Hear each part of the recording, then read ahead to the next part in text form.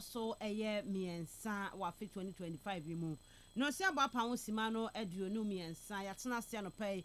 Agokansie ho sem na yede eba Robert Mensah Sports on Kastle 90.3 FM. Free Samre kopem se no nkono bebo no. Ye won koma hodo pi a ye ba beji ewo kasafidie isom. Ye be ramu amanone say we international break World Cup 2026 no. It's just around the corner. That's why when I say the month of June away, that's 6 months. Into the year and I can't 6 months, not yet every year. Not next year, 2026. You call World Cup. And see a bear year. And when the World Cup qualifies, no more dinner. I was South America, no. Argentina, the I woman crown, woman you who crowded that. Now Brazil, now send you my year, crowd. The last international break, no, they performed so well. But still, I said, Niman Shadanya, you momentino. Ancelotti aba, ebe yed man de ama Brazil, my noa. Say, I'm Bobo Koswa. Week here, Muyawa de Fia, they started the World Cup qualifies, you know. Who PM European Sua. Almost over World Cup qualifies, Nibi, alongside the UEFA Nations League semi-finals. Preparations, Koswa, nay, Nani World Cup or any abrea. A Pessi Kobie, Obi any abrea, one semno, Yade Ebeba. Club news, our ha. Club news, our high papa transfers and the moon stem to say, Yadina, the Benro Amateur School, no Man United for confirm me. A CIA ranting the Dilliam Delap, so Chelsea so confirm me. Any all other transfers, Bob Benino, Yet the moon stemina, Eddie Bebody, a free amanone. Na, nay, yeah, we are season, no, our manone, no. And a pair question, Amibusan said, O top 3 managers across Europe. So our France, so our Italy, so our Germany, so our Spain, and now England. Or top 3 managers some performing this season, no? For our message, never 0244 743 143 0244 743 143. Season end ye. Or top 3 managers. And we call La Liga anymore. The best manager nama Hansi Flick. Yeah, canning na bomu. Europe, the major 5 leagues, one more Champions League, plus one more league, plus other domestic friends, cup games, some boy, yeah, one more boy, Europa League, plus one more domestic league, all across Europe, the 5 leagues, or top 3 managers, why more? Former Omodina Bremen on 0244 743 143 0244 743 143.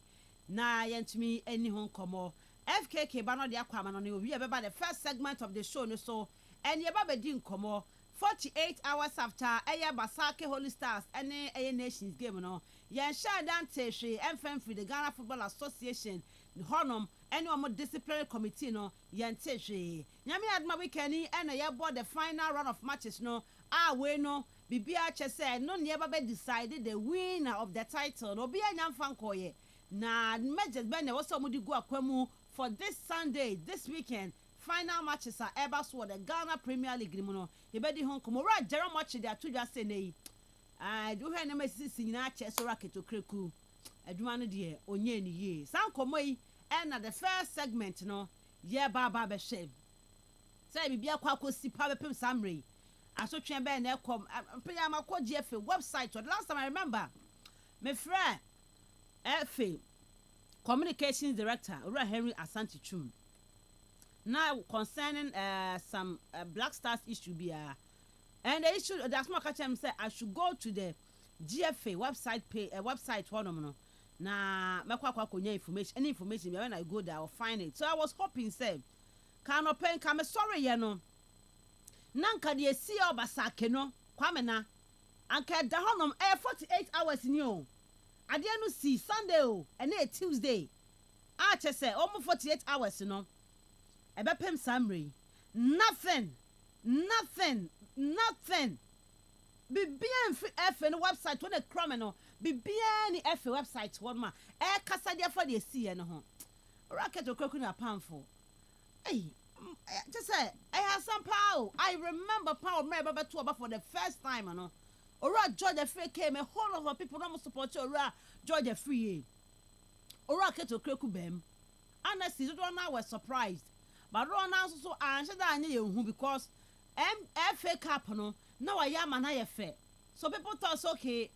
Sir George and to me a man so rocket bar. looking at the way your FA Cup into which my and I mean who are Duncan. I mean channel pay a central region RFA boss.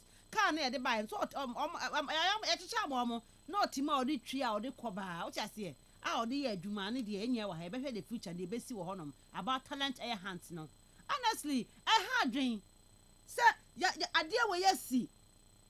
Idea where you see Sunday will be so mobile BM. No statement or whatsoever from the FA. A day. Nasa zamuye de to come on my dear ya kakaza idea ni be go ya football and masintino. Na idea na enya na no na SF football if you don't address those issues e be na ball na konanim. Serious. O de ababa be hwe ya final round of matches now what to expect. Need the pay for fan work on the first segment ever. Ye we are Black Queens of Ghana prepare who you pass for the AFCON no a man of AFCON the Mensah no and so at the beba share the 3 teams to qualify to the Ghana Premier League no Nima who do also do go akwemu beba next season no obey time perform very well and no other interesting stories and pay ya bobo no ye didn't na e ba on the show no we did the Miss Ruby Adams FKK na se dia kwama no na fe honsem no wa boy church me e dia maye mama nya message on 0244 743 143. Yes, streaming live on Facebook, Kastle 90.3 FM Cape Coast. The real sports is here. Neuer's caught in no man's land. It's Mane! Kastle FM. The Sports King. Mami fast than Fama Telecel. Bet to win promo ni gusu ekoso. Far for no. But star 1020 hash. Star 1020 hash. And I send the one. Fakwa 1020. Next subscribe is here to Telecel. Bet to win promo no. The here in the oba be nyane so subscribe here. Aya phones and ye de ba chiro. Latest phones near the betchiro. No you phone up pesa auto. What trade the price up pesa auto phone. Or bed no you okay with that sir. Yeah the phone be more to me auto. E bia na bed ni pono price no. E know the original price of the phone but and I'm so bed no and the was rent no. E the phone be more to no CCA. Internet da kwanya na bo. Cell phone a pesa we use no. Share price that pesa auto. Ye be ma etumi to be. Come pa e wo Telecel bed to win so kai say Telecel e connecting energies se malaria tete wa waduro no ye lonate no ne betu ase de ama wo e no na scatter malaria no ntempa e no malaria do bi mane ko brobro yare no so mane ko Kenya no emfa wo nko wo mu because malaria ekum pa ekum eni se be chiwa ai wo ko de test na mpa malaria mo ne bi wo moja ni mu a eduro betu ase ama wo kra no e ye lonate ba modin akofam sika so bi me ben wo bodini so pelonat ni bi ebe bo na fi askata malaria no enso atumi e dia man game pack chop ya gudi aba MSika ye papa a simple game with serious rewards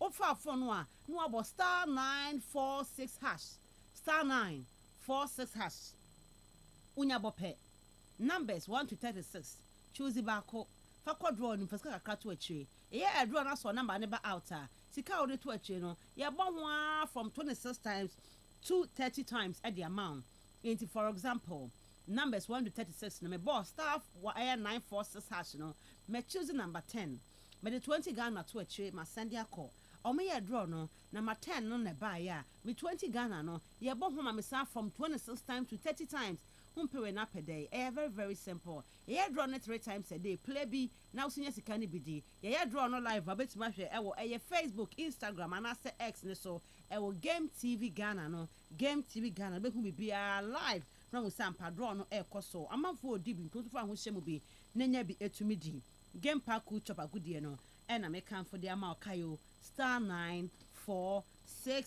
hash ye kwa ma no ne na FKK akobo eye nsem no achi atumi ede amaye na ya hwese de nkomo no esi efate honum ye papa na kai se Telecel ana se ne high sense TV promo ni guso e koso high sense for TV no eni da hopa sound ni bibia ye de mu clear a chese wo hwe movie na bibia beto fom bia behu kama efe yesiesie ne nicely onim se Samsung twi enyam kanea no eye high sense TV enunti ma honya hey Komu showroom ben wakwasi promo no matiste mo tetebo no so ampa ya tete so TV na da be 2000 be kono da 1005 ya tete so ya slash the prices ne so the amount your high sense showroom into on 50 man tem ha command kesim Brohis restaurant e wan take akwajo high sense TV so kuma so on crime takra de takwa oboase kofodua sunya ne techiman tamale ne hoho ina no high sense day there for 0302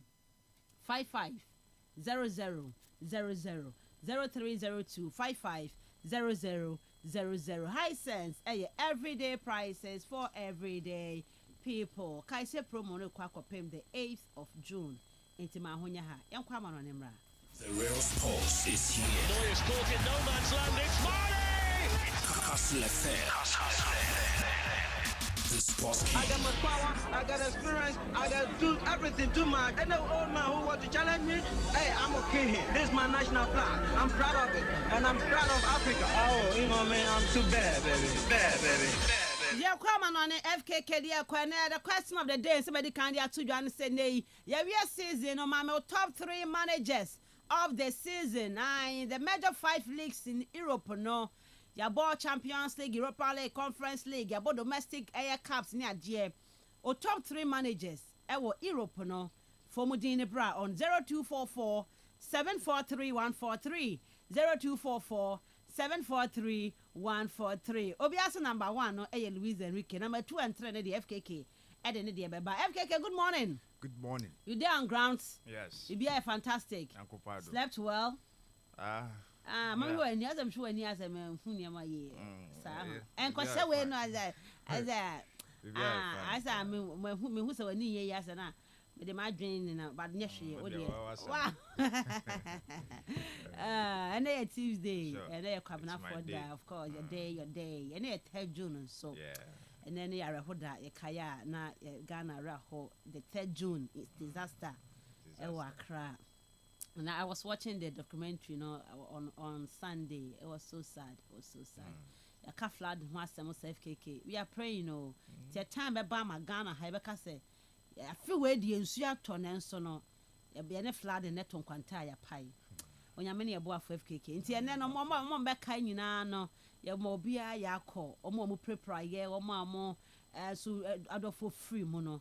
Mobi bia ya call rather than and share day near United to animal yesterday by FKK a bean sign enko CBM and one here and one here. Young come on Emra. So yeah, come on here the 7 hour and Canada broadcast on 90.3 FM live on Facebook. You join issue now comment why the abani I can kind of we are share now young quiet and far and few honum at the Tuesday until the version and I said a copy of the newspaper I found the Hawk. Etimi abedwaso nti kwa no akwakojo copy na wetimi akwa wanim ewo honum enra friendly game back way so etimi eba so Tunisia eche ya Burkina Faso twomo economy no ema nei Burkina ntimi antim baako kra Firas Shawat eche goni bi sanso na Hazem eyemo story enso so edi second goal na epi so enso edi kushin na Tunisia momo ewini sa game no ene UEFA Nations League no Roma no version omo bomb last round of games and so the free group stage in the team and so kokopioma the Airbus Nations League A group I and I say group 1 the tier and it's Austria more tenefie normally Almighty Germany and so to me Eddie Aboni Samson and Netherlands Tenefia who see Scotland 6:30 p.m. games he Airbus so now they are group 2 Iceland Omni France and airball Sanso and Pima Switzerland and so any Norway and so be to me ball games in your bus 6 p.m. Sanso group 3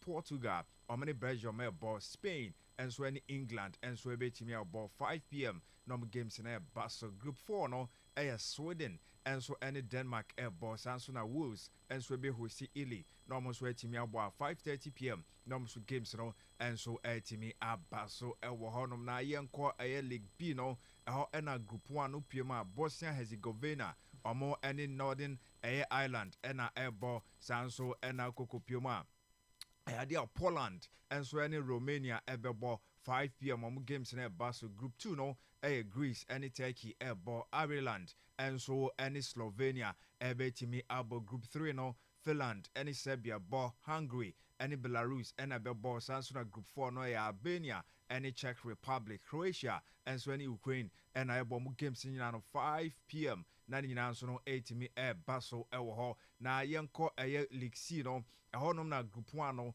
Faroe Islands enso ɛhyɛ hɔ Slovakia etua hɔnom sanso na Gibraltar enso ɛne Moldova ɛbɔ na upie mu dia de tie ne sɛ Andorra ebe hosi Malta sanso na Cyprus ɛkɔ akopie mu na ɔmo ɛne Georgia enso atimi abɔ group 3 no ɛwɔ League C no ɛyɛ Kazakhstan enso ɛne Luxembourg ɛne bɛbɔ sanso na Liechtenstein enso ɛne Armenia ɛbɔ Lithuania hosi Montenegro sanso na adia Bulgaria nso ɛne Estonia nso ɛbɛtimi abɔ Latvia ɛne Kosovo nso finish off nso ɛtimi ɛde ɛfrɛ wei ɛyɛ ɛnɛ Nations League ɛma no version no ɛno nso so ɛba so a ɛnɛ match day 6 na ɔmo nso so ɛtimi ɛyɛ ɛfrɛ kama ne ɛkɔ yɛ no na adia friendly game no baako ɛba so Malaysia nso ɛne Cape Verde nso ɛbɛtimi abɔ 12 noon na saa game no nso ɛtimi ahyɛ aseɛ ɛwɔ hɔnom na yɛntoa so ɛnkɔ anim na yɛmfa nsɛm no bi ntumi ɛmfa ɛntoa so ɛmfa mbrɛ ɔde akɔ kɔpiam de Lamine Yamal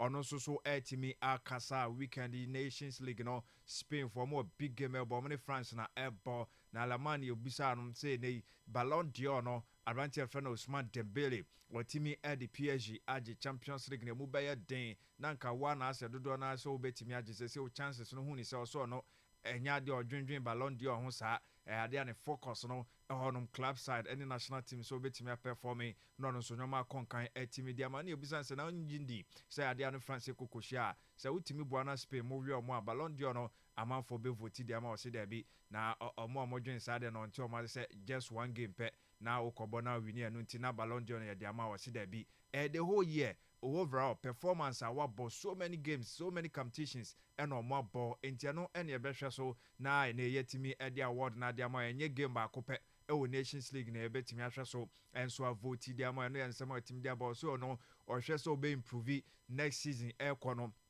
any season sa aka nanim enso so etimi ekono so be improve obepe so obehye more goals obeye more assists eno so ensema abrante no enso etimi dia ba o so ene di opeso yense physically opese oye stronger than said ye hu no eno so yensema ode eka ho e wo sansem no se ni mpaibo ene se na danfo Nico Williams sempo wantimi no ensi akan e wo one team a ne mpansa abrante so bell lift up World Cup trophy eno yensema Lamine Yamal enso akaye ede eka ho ewo ho na Pep Guardiola na ebisa no say ne wa coach Lionel Messi say hu Lamine Yamal ono so ne quality and ne talent no na samran team you know say na oka for man for compare mo no say da bi sa ye conversation we dey on person be get involved na Lamano say no di ni fie no say Messi obi a ncho be call retirement and am call comparison no say mo ntwen na ya Lamine Yamal so on bo consistently was so many years now fe yetimi ahwe baby ono so betimi adure no nsema you say Pep Guardiola Manchester City won coach no enso aka edi afa sansem no Premier League referee David Coot say wo kai no papa we na ene ogeka kansem bebre echeche Jurgen Klopp ene ne club Liverpool ene ne man ofiri mu Germany ene ensem ne de bubruja na ene unim say rules e course no papa ne say ene videos bi e kopiepie na say oye sniffing oh no twetwe say ndro ya bi na no ena nina video no buy a UEFA sesa de papa no 16 months omo abane no na kokopiem dia sese de yeso ne nam ena ne Kastle no ena o checheche na ese ne oni sa company si na ye adwuma nti kwa o Kastle ba na wa ba ofie no abebo do mu na otimi edi amaze say de papa friend David Coot why Kastle delivery eno nsema eno so efiri na so ye ba ye timi edi sansem no ma brabo no ebetimi asesa just a slip of a second na ese nyoma enso etimi asesenti no ahwe ye nti odi sansem no enso dia ba na ono an interview okoko ye ene edi bi enso etimi edi abro ewo dwumadie no so na ye nko emrantie mienu akopio mo Arsenal boboko no mo ye young nso performance no na so any time bi obenya akonya bia no no make difference enkankan abrantie friend Lewis Kelly na ono ankasa ne friend e was na boboko no academy no mo anon boy ena ene omo nsusu enya promotion no so be pie mo senior side na oni Ethan Waneri omo etimi atwetwe enkomo na de di kan ebusa ye Mensah former Arsenal defender no Germany ni na oni ebusa nse wo na wo hwe man bratie utimi coach omo na transition no so pie mo to the senior side saying and I'm ranting no hu omo na saying e kwan be so na mo de omo fire omo abedu sam pempeso yi. play in a certain style. Yeah. Therefore, you need a certain technique. But to sustain and have a real journey, you know, there will be tough moments. Yes. You know, we want to see, is there a level of champion in them to be resilient? Seeing them two is just like the epitome of everything that Arsenal tried to build in a youth academy. They're both unbelievable, and when you look at them too, they had this advantage of, you know, taking the journey almost together. Yes. Right? Yes. And that's brilliant. I've heard you say before that 1% of them is the percentage that people make it, and what makes them part of that 1%? This environment that we provide at Arsenal, yes, with the style that we play, but also we can create winners for Mikel and what we need, you know, in his next stage to be looked like, and they fit right into that build. Yes, Entiano, Ayen Sama, Mensah, former Arsenal defender, also so etimi Edia Bashan, so Kopiomo, Arsenal, Bobo Konum 2011, and Ojinamwa defending Wachewa to 2018. They say the only academy manager at the Arsenal, Bobo Kono, so Mojuma, some Ben say the players or more air banon better to more senior side in Ipibia, no more promote to be at media, continue Itan Waneri. And in Lewis Kelly, our performance, no, now I said, or kind of more talent and exception to the Anaka, and so betting me control monarchy or more mentor more. Now, most sweating me a copy of my Sabdo Beer who said almost sweating me a comranting me and so Cambomo, and so 80 me a Kasai and a shall say, a young right, and also a legend Casepa de my Arsenal Bobo Contono, and so Kosham ranting me, and a normal and so a Casan Tene one Neri, and Lewis Kelly. Say, and I knew you almost ready quite a warm season on. Next season, trophy. Talk to me about Mikel and what's Mikel been like for you guys, and what's he like? Nah, to me, I think he's literally been the same ever since I first ever met him to now in terms of how demanding he is. Like, I think the way that he trains, I think that's really what's changed his club, because he's just so demanding. He wants 100% from everyone every day, and he doesn't accept anything less, and I think it really helps you as a player. Last question for you guys is, what's the ambition for next season? I think it's clear, you know, we just want to win, you know. I think it's time to make that jump, to win a trophy, to win back-to-back trophies. We just want to get over that jump. It's not really like one trophy we're going for. We're trying to go for anything and everything we can get. Yeah. So then, let's just hope now that Enti eno ayan samani Roma branch of Fenington one Redika Casa Arsenal won coach a friend at Mr. Professionalist. Do you be ano or persist in a quaso or per resort ye pa entiano idea waiting me Edia show mutim sanso and a skelly and so because any almost say Arsenal Rason so more edging crew normal so Eddie a performance or more airborne so in semna and ranting the bear no whom be and so and no now could be more Arsenal one ano and on one some former player I am Martin Keon and so Etimia Casa on a nay Yedikai Adia Teneri Eko Koshia Gary Nevomo over the overlap and I can say Arsenal for performance this season especially and so no so much shadow some Beijing crew and to say and Teneri Daniel so I can edit fast and seven. You need at the very least 3 to 4 transfer windows to be able to change everything that you want to change. Get rid of the guys that are on a good contract, that don't want to leave, that maybe don't like the way you play or you don't like the way they play. So it takes time. Whether if we finish 8th, we were not great, you have to give a manager time to be able to implement what he wants to do. So 3 years. Now, the last 3 years, we've been in a situation also where we should at least bring a cup, whatever it is, or a final. Man United played 5 finals in their last 5 years. The United that everyone loves at played 5 finals. In the last 3 years of building that building, you didn't reach a final. So I do understand when people ask the question, surely you should have compete for a trophy, being in the final. This year we didn't compete with Liverpool. I don't know what people think, but we didn't compete not once. I'm massively disappointed with Arsenal this season. I don't know if you can say, look, I'm not saying disappointment, but it's normal that people are raising questions now about what the team is doing. Yes, this is Arsenal for performance no na and so any Gary Neville so they be peer so no Henry say ampa and who be here some will be raising questions no over tactor so bit me adwuma na say wontimi yarantene enya dem from so home crowd no so a legend no who is Arsenal for ya che in crew and omunye no mo NGB or this and 7 by no na Martin Keon or say there be ojidi say Arsenal for no pass you through a lot intene wo defend o mo say enche ade trophy ne beba.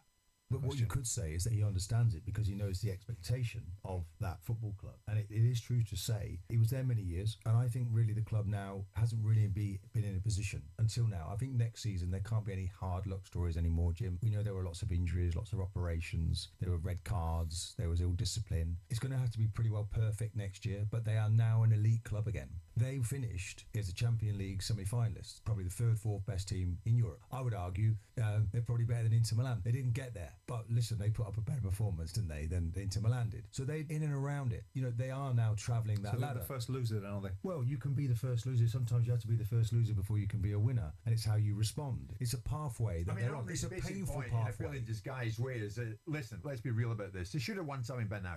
Well, maybe they haven't, Jim. There's no divine right to win anything. Enti enya dia ya hihia ade nda so automatic we club or so koje club or so ye adwuma no the excuse no wa chichiri bebre no asane mogu o say Arsenal for no red card say how mo ada injury so how mo na say ne Martin Keown or the Sansem no and so etimi dia be wom say Arsenal pressure e wo club no so no na so no kakra komo ebedru no and Simon so disagree enya de oni no adwene Sansa Arsenal for na ya da pafo. Well, in a season where you've seen Newcastle win the League Cup, Crystal Palace win the FA Cup, the underdogs win the Europa League. Would you call them underdogs? I would say that doesn't matter what you call it. It's the fact that these three sides have come out of the ether during a period of time, and Arsenal during the last 5 years have won nothing. And it has to get to the point where if Arteta gets given what he needs this season, and the arguments are taken away, and he doesn't win something, then he should come under serious pressure. Oh yeah, and I think he knows that, and I think he's totally committed to what he's up against. They'll be enjoying a rest now, and they'll come back. They have to come back stronger, Jim. They can't make any mistakes. Is it refreshing to hear a former Arsenal player be unbiased in their assessment of Arsenal? What are you implying by that? Or are you implying that I am not? Or is criticism?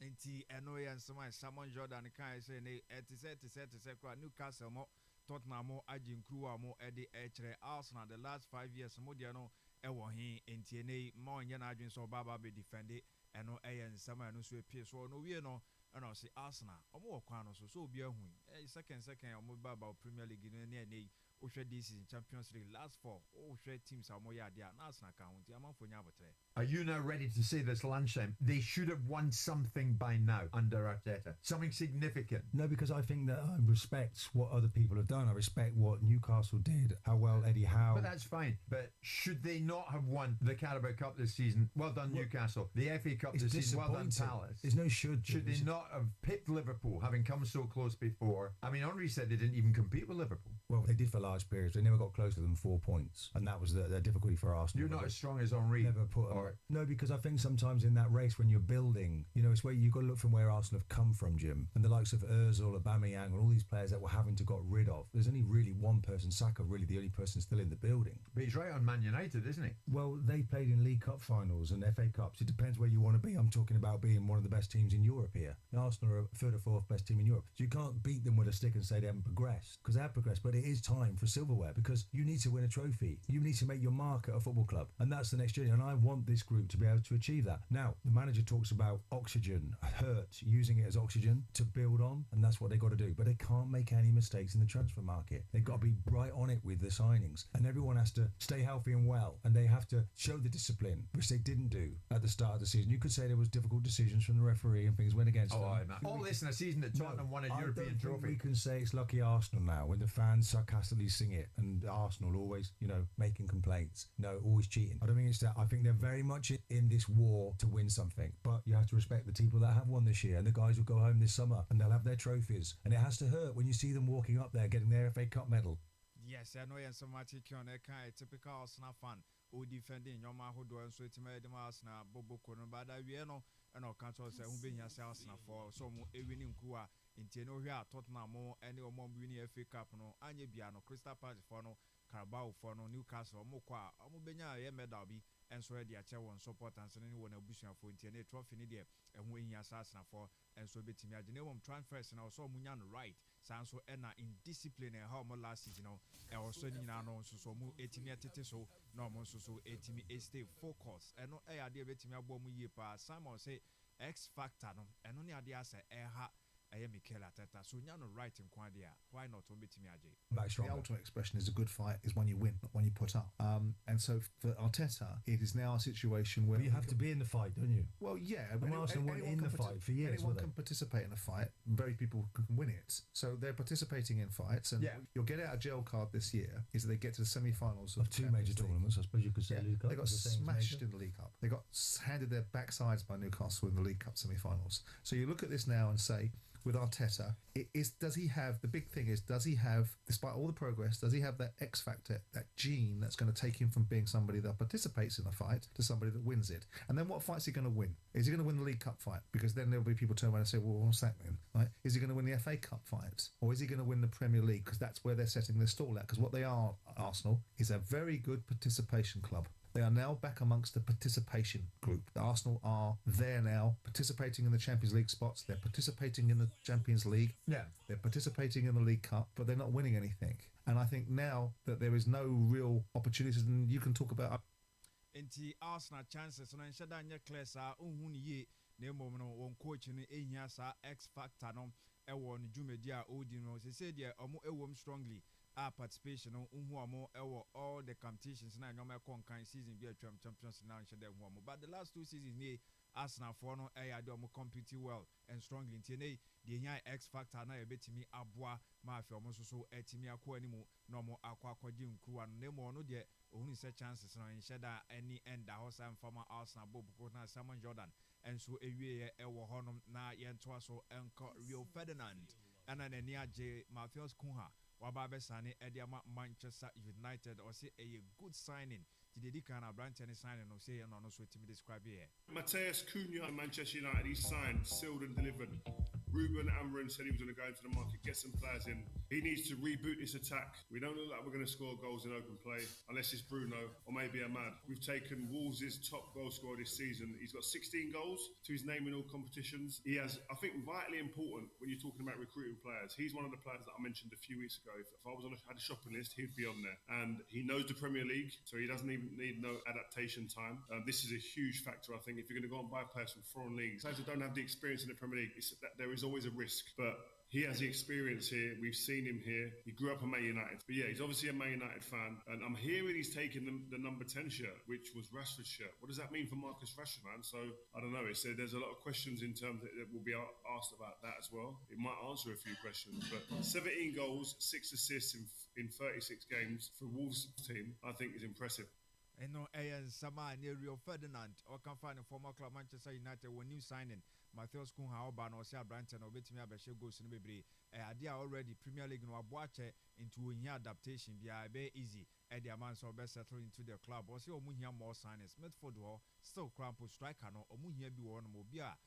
Typical number 9. Samson a centre pairing or Musha Honum. Now, the problem we've got is that we've said this about many players coming into Manchester United over the last 10, 12 years. What a signing, excited, haven't produced. That old saying becomes a little bit of a graveyard for certain players. I hope that isn't the case with Matthias Cunha. Fingers crossed. But I think this is a great start to the transfer window. I think if I was the recruitment team now, if I was advising them on anything now, I'll be saying, please make sure you do not forget an experienced number 9. I'm not going to say names. I've said the names too many times. But I'd go and get a midfielder as well. A midfielder who can dictate the play and pass and be the orchestrator. But here, I think he also needs to have a little bit of legs as well about him. I think that's what Ruben Amorim's teams are about. They do that. So those 2 players will be the next ones: a centre forward and a centre midfielder. Also a right back. I'm hearing Frimpong's going to Liverpool, which will hurt me a little bit. I've got to be honest. I think that he would fit the way that Ruben Amorim wants to play perfectly. But I have to say, I'm really, really excited about Cunha's signing. I'm happy with his signing. I'm happy with how aggressive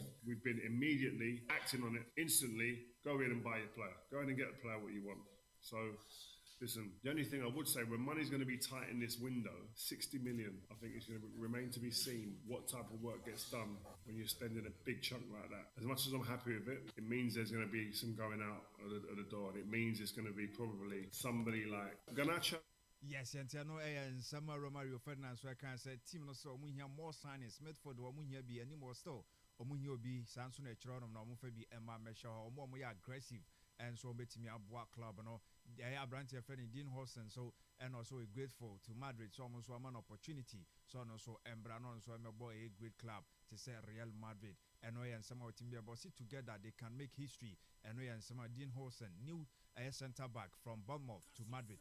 On also so this and 7 but Toni Kroos, Marcelo, Pepe, Rafa Varane, any host of other Madrid players or more club Nedano this weekend, Saturday, Omoni Borussia Dortmund, almost old players, almost Eddie Bebom legends are against legends, so Real Madrid any BVB Borussia Dortmund sana ɛho nsɛmniti a ɔmo nyina no so betime feature ɛwɔ yɛ saa game no so no abranti a friend Rasmus Holland the ba ni so kopioma International Milan ɔmo di abranti n'akyi say nei said the ho aba bɛda hɔ no de ɔmo bɛkɔ no makɔ abranti no de frɛ Manchester United na nei Hansi Flick so ɛna La Liga for na bonaba so na coach of the season no so mo e dia award no e dia mano kama eno so ensem epie mo eba na Simone Inzaghi da memenda ya enwumre na ese anche kura na ese num one ne club from International Milan mo agye nim guase e no mo so de end season de ban so kopie mo Saudi Al Hilal omo tebri sika kese twitwire die se coach no mbra na no so embra mebo adwuma until official proposal na ya available on the table. The can say papa no be say yes no mo so ahye nkomo twetwe na se e wo honom Rudiger so enya approaches and so edi every Saudi or say there be or stay with Real Madrid. Kingsley Coman so no yes Hansi Flick ya dani ye pa na emom no yes so hwa yes Barca for focus no aswitch akwa kopiem e wo Luis Diaz and Marcus Rashford eno any ade aye din dia ma na emom yes say they almost confirmed sa branch fan Coman on so be free Bayern and so edi everyone Al Hilal was Saudi. Yes, so more any AC Milan. I agree. Set Theo Hernandez so mbekwa kofa 30 million euros and no initial fee and so betimi aba be pm 5 million add-ons and so betimi aba be kan sa branch no bekwa kopim was Saudi. No so akosi akan e dia mom Jude Bellingham ni nwaketwa Job Bellingham and chair no this Sunderland and so qualify aba be pm Premier League no dia ba and say Borussia Dortmund a club a branch na twisi so betimi akwa akobodi amam emfa ho say wonya na clubs be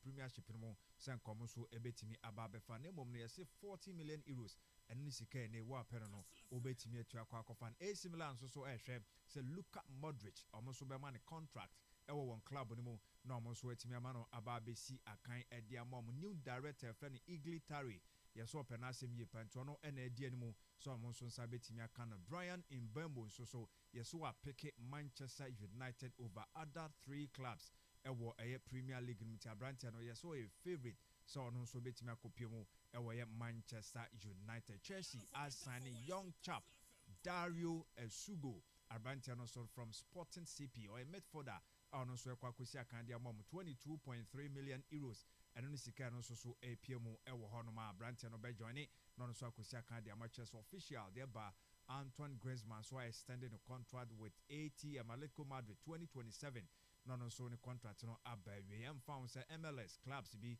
if Robert Branton said there be a continuum with a year ATM yanko tennis na yemfa enwi honum dia dia games ni bi enso etimi eba so to the last 8 into more qualify no and ensem enie na ukokopioma resource no said there be AC ekokoye na ese Novak Djokovic ono so ebo adwuma ho ewi adwuma no kama na yen hyase mfefre ya next center otimi echeye Rublev enso etimi etwa no 616364 ono so a qualifier oko nanim ewo honom sanso ena na dynamic na branch friend Boblik ono so echeye Draper etwa no 57636264 ono so etimi edi eko nanim sanso na Novak Djokovic oche Cameron Norrie enso etwa no 626362 na say 3 set ni na no ono so etimi ewini mano so no mo qualify no Lois Boyson enso ekoi 366464 eno chipe Gulia enso etimi etwa no kama Coco Golf enso echi Aleza Drova enso etimi etwa no 6075 ono so 2 set na no owini enso etimi ede ekoma na emu set mu nyina no enso ewini ye nti omo ekọ no wo mema na fam no ukokopie mu dia say ena parents no enso esi etie ewo honom Yannick Sana oni abrantia friend Alexander Boblik ena ebo sanso ena Zverev onso eni Novak Djokovic enso ebeshia Teofil enso eni Museti ena Asia sanso ena abrantia friend Carlos Alcaraz ebe miti eye Tommy Paul eno eye die free mema na fam na wuro mu ewo ma na fam so a de tie eni say ne ma no so mom qualify no ababa wa ye friend no ye Arena eye Sabalenka Asia eye Gwen eye Zeng China ni na ukokopie ma say na tie Elena eye Vitolina ono so ebeshia eye Swatek sanso ena de tie eni sa ababa wa on say friend Lois Boyson kwa koshia ye Mira eye Andriva sanso and na Coco Golf and so Ebeshia Madison Keys and so you know omuna for US and omo Eddie Airboy ni ewo honom na omo ekasa kakra Coco Golf ekasa de fan victory no ho ani mu said osikwa no. Congratulations. Thank you. Tough match out there today, especially in that second set, but you got off to such a hot start. When you're firing on all cylinders, it's a beautiful thing to watch. Technically, what's working really well? Yeah, I think I was just playing aggressive tennis and moving her around the court didn't give her much to be comfortable with. And whenever you win a set like that, you know that your opponent's probably going to, most of the time going to play a bit better. So I expected it. But overall, happy with how I played and managed to get through, especially in the second. Yes, and no and some Coco Golf so no aggressive when you game no bon and team boy man winnie and Madison Keys and so it's me Kasafa victory no say. Important thing that you have done today to get the win at the end.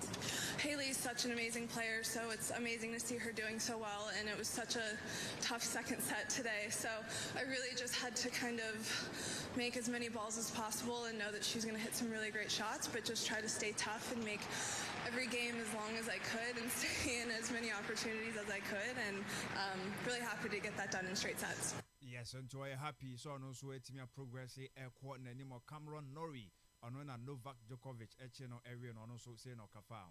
Yeah, Djoko just did the basics much better than me today. The fundamental serve and return, and he was much sharper than me. That was showed in the score. When Novak's level is so high, what can you do? Yeah, I came out, I played all right. I broke back in his second service game, and I felt like I got myself into the match. But yeah, it was tricky to hold the way he was returning, and I had to, I think I had to raise my energy, and I did that in the second set, and I was up a break, a lot of chances, and I think that 3 or 2 all game, and then also the 3 all game, and I didn't take those chances. A couple of strange errors for me, and I think that was the difference in that set. And then yes, in the set no na onyan right now the Kenyan said Novak Djokovic now a better player nunti and no etime win the final Novak and so Kasafa win who say it was one of the best, and maybe not the best in terms of how I was striking the ball. I think I played solid. I think I can, I always expect myself to play better, but I think, considering the opponent's form as well, and the last 16 round and the occasion, I think it was a very good match. I mean, from my side, a very solid performance, straight set win again. So I'm pleased with the way things are going, and obviously the matches only get tougher, so I look forward to the next challenge. Yes, into the next challenge, Branty friends very for say a big one, and somehow on so to media banebo final one. Branty friend Alexander Boblik and so Kasa Eddie FA no so any win out no so enya etimia di corner dim no. Us through, please, from the last moment, because I believe everybody in the stadium was sweating, heart beating. How did you handle to finish this match? Because it seems at one moment that it was going to be impossible. Sometimes in life there is only one chance, and I had a feeling that was mine, and I couldn't let it slip. So, standing here is the best moment of my life, period. So thank you guys. That's amazing. Merci, mesdames et messieurs. Thank you very much. Thank you. Enti chances the entire master and to who saw dear bar or so you home now so to me fan the ball boy no who you know when the chances no and now no so you don't know what to me boy what to media qualify at the corner or die yes supporters no as a channel so Sabranti friend Osman Dembele and so at the Champions League trophy now more edgy no ebo PMO chances say idea Roland Garros no a bustle away France into the koi equatorial France no and so 8 million dollars is almost a support France team Paris Saint-Germain so ekokoje Edemani 7 Asia they cannot trust Jama. The real sports is here. Neuer's caught in no man's land. It's Mane! Kastle FM. The Sports King. The real sports is here. Neuer's caught in no man's land. It's Mane! Kastle FM. The Sports King. Kastle 90.3 FM Suni Robert Mensah Sports and I de Emma 1 noise 6 minutes past 7. Yebedin come on and FKK Lois Air Boys and no girl and I was going through the name and I'm saying I'll be a France for hosting Roland Garros to say Nanke Baba Bekoya quarter final without any French player. US one I'm saying I the idea but and that boys in a chidi Lois and then a chibat. Shredder na kona Jessica pa dear to say no Osman Makuma pa Jessica only advantage ni aseno only advantage 55 billion nini na buy Now I was wondering, almost starting now, I'm a former stadium honor. Tina say I'm a focus on more. Ya say the 4th game. No, I mean this is I was saying game. Now we atmosphere Ben Kwana will be away number 3 in the world. FKK, not Jessica Teho. Sikaura, Jessica, Opa Jessica Billionaire. What si wasa nya abu akadie mu. Nya hwe go fie. Nyame adumati Royce ayade because the way anka sanka France for ni obi a wo the next stage ni mti no. Wayade papa say watumi akopie mu wo ye the quarter finals no mti no. Nyame aduma de behwe de besi ewo games in a very big matches na eba so ene ye bedi ho enkomo na ya hwe se de tie. Ti no Mema Osman Akwaba na ye me share conversation no ase ewa ha. Debenga, good morning. Good morning, Miss Ruby. Would you know now so? Yakupon na dom the nyame ase pa me hu pa. And then na me hu me chance on a video. And then I can game be no asem. Okay. Brekum Chelsea no nyi. Yes. Na me nyama nkran second goal ni bi hwe. Ghana football no yebeche yes yebeche aya manyam kofo ya adwen board is a predictions in fact site yen na yekoi say who to score ho nyina bi wo ho but I corner goals na you offer that obano of course I know sometimes na azunu mu ye rem ho no enti enka da the prediction in game ni but ma predict the game by 3-2 it is possible but team o per league wa kwa akwaji na o concede goal bi na say hu a we and ebia na reason no current form ma hu but even in training matches simple Sunday special mo Abra Roman Park first no this year yeko adwungufo yeko them those games no and you bra yet born Ruby onya easy na year boy crucial game of that nature na team be per league wa kwa no concede such a goal Ruby o how adwen and I'm not surprised because almost about 5 years now yeah, but Ghana Premier League na see those players are what G go king what league even if there's no Kotogo had in Pokumbo. I'm not surprised. The same player quality as Manaka Blasters in came from the room of Honor. Brekum Kotina among Kotu motion goes. I won't continue to more in Edmund now Honor, but you need to outside Brekum Honor. Now he is struggling. So Bokumasia Santa Kotoko, Yehuno Honoma. Fairgrounds about to my career, about to my baby, what range? But to go allow me who will be the Danon. I will come. I'm just asking myself. Like I will come a day. Now you're a campaign that you follow local place in the you phone room what the Black Stars.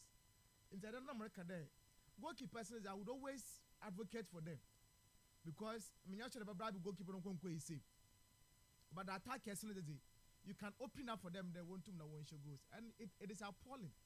Na yakobo league na obi ochiro kwa Africa na okwa represent Ghana na you cook such goals way yazima opponent that one share because we want to win the league na yakwe na nyima we be ori nyeye eti league na say menyim wa ya dada ye ho but o kaman kotia Ruby the bitter promo ya no nya ye mme na league say be je gba ye nja ibo yes ye be je gba ye nja ibo yes Ruby oh Ruby my seriously because you see Ruby, football be no integrity.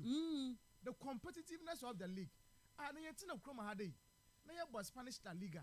But 2 matches to spend watch league name. Echo England, Liverpool no watch league name. Yes, we're dropping in terms of performances. Of course, but when I Syria no the other trophies and other leagues no. Competitively no bobo yehu. Na basa ba no poko mu lusi 3-2 to Villarreal ni pon. You can't tell me say that game no. That game yam se basa for mo.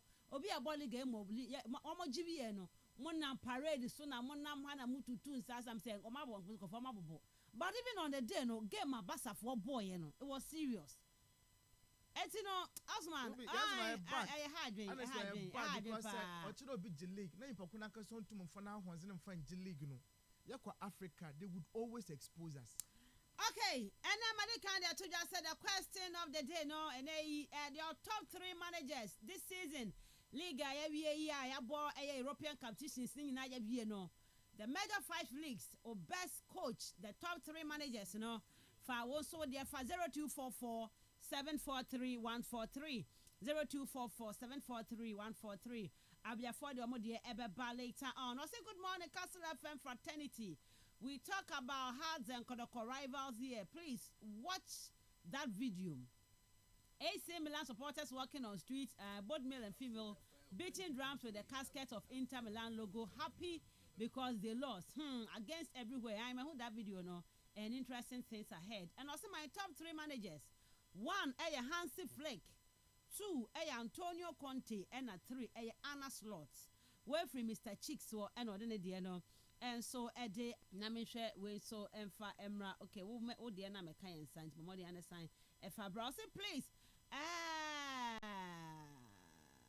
Okay. My top 3 managers are Hansi Flick 1. Hey, I also say anasa okay Cabo Mukeke.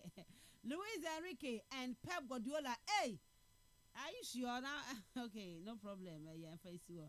I think Luis Enrique deserves to be the best coach of the season in Europe. In fact, he is the man of the moment from the game inside and Camfua and the game and so then the bam. So Man United did not get trophy. Hey, why did they go to Asia? Our new boy will get 25 goals next season. I'm Gabi inside UCC. Okay.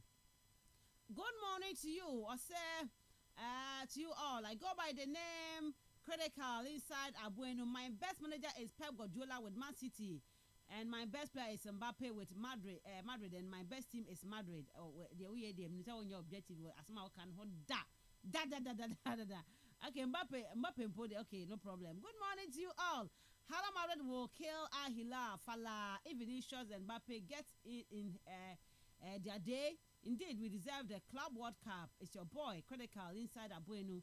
Extend my greetings to all Madridistas. Okay, then I'll say. God's eye inside and China, Barcelona all the way.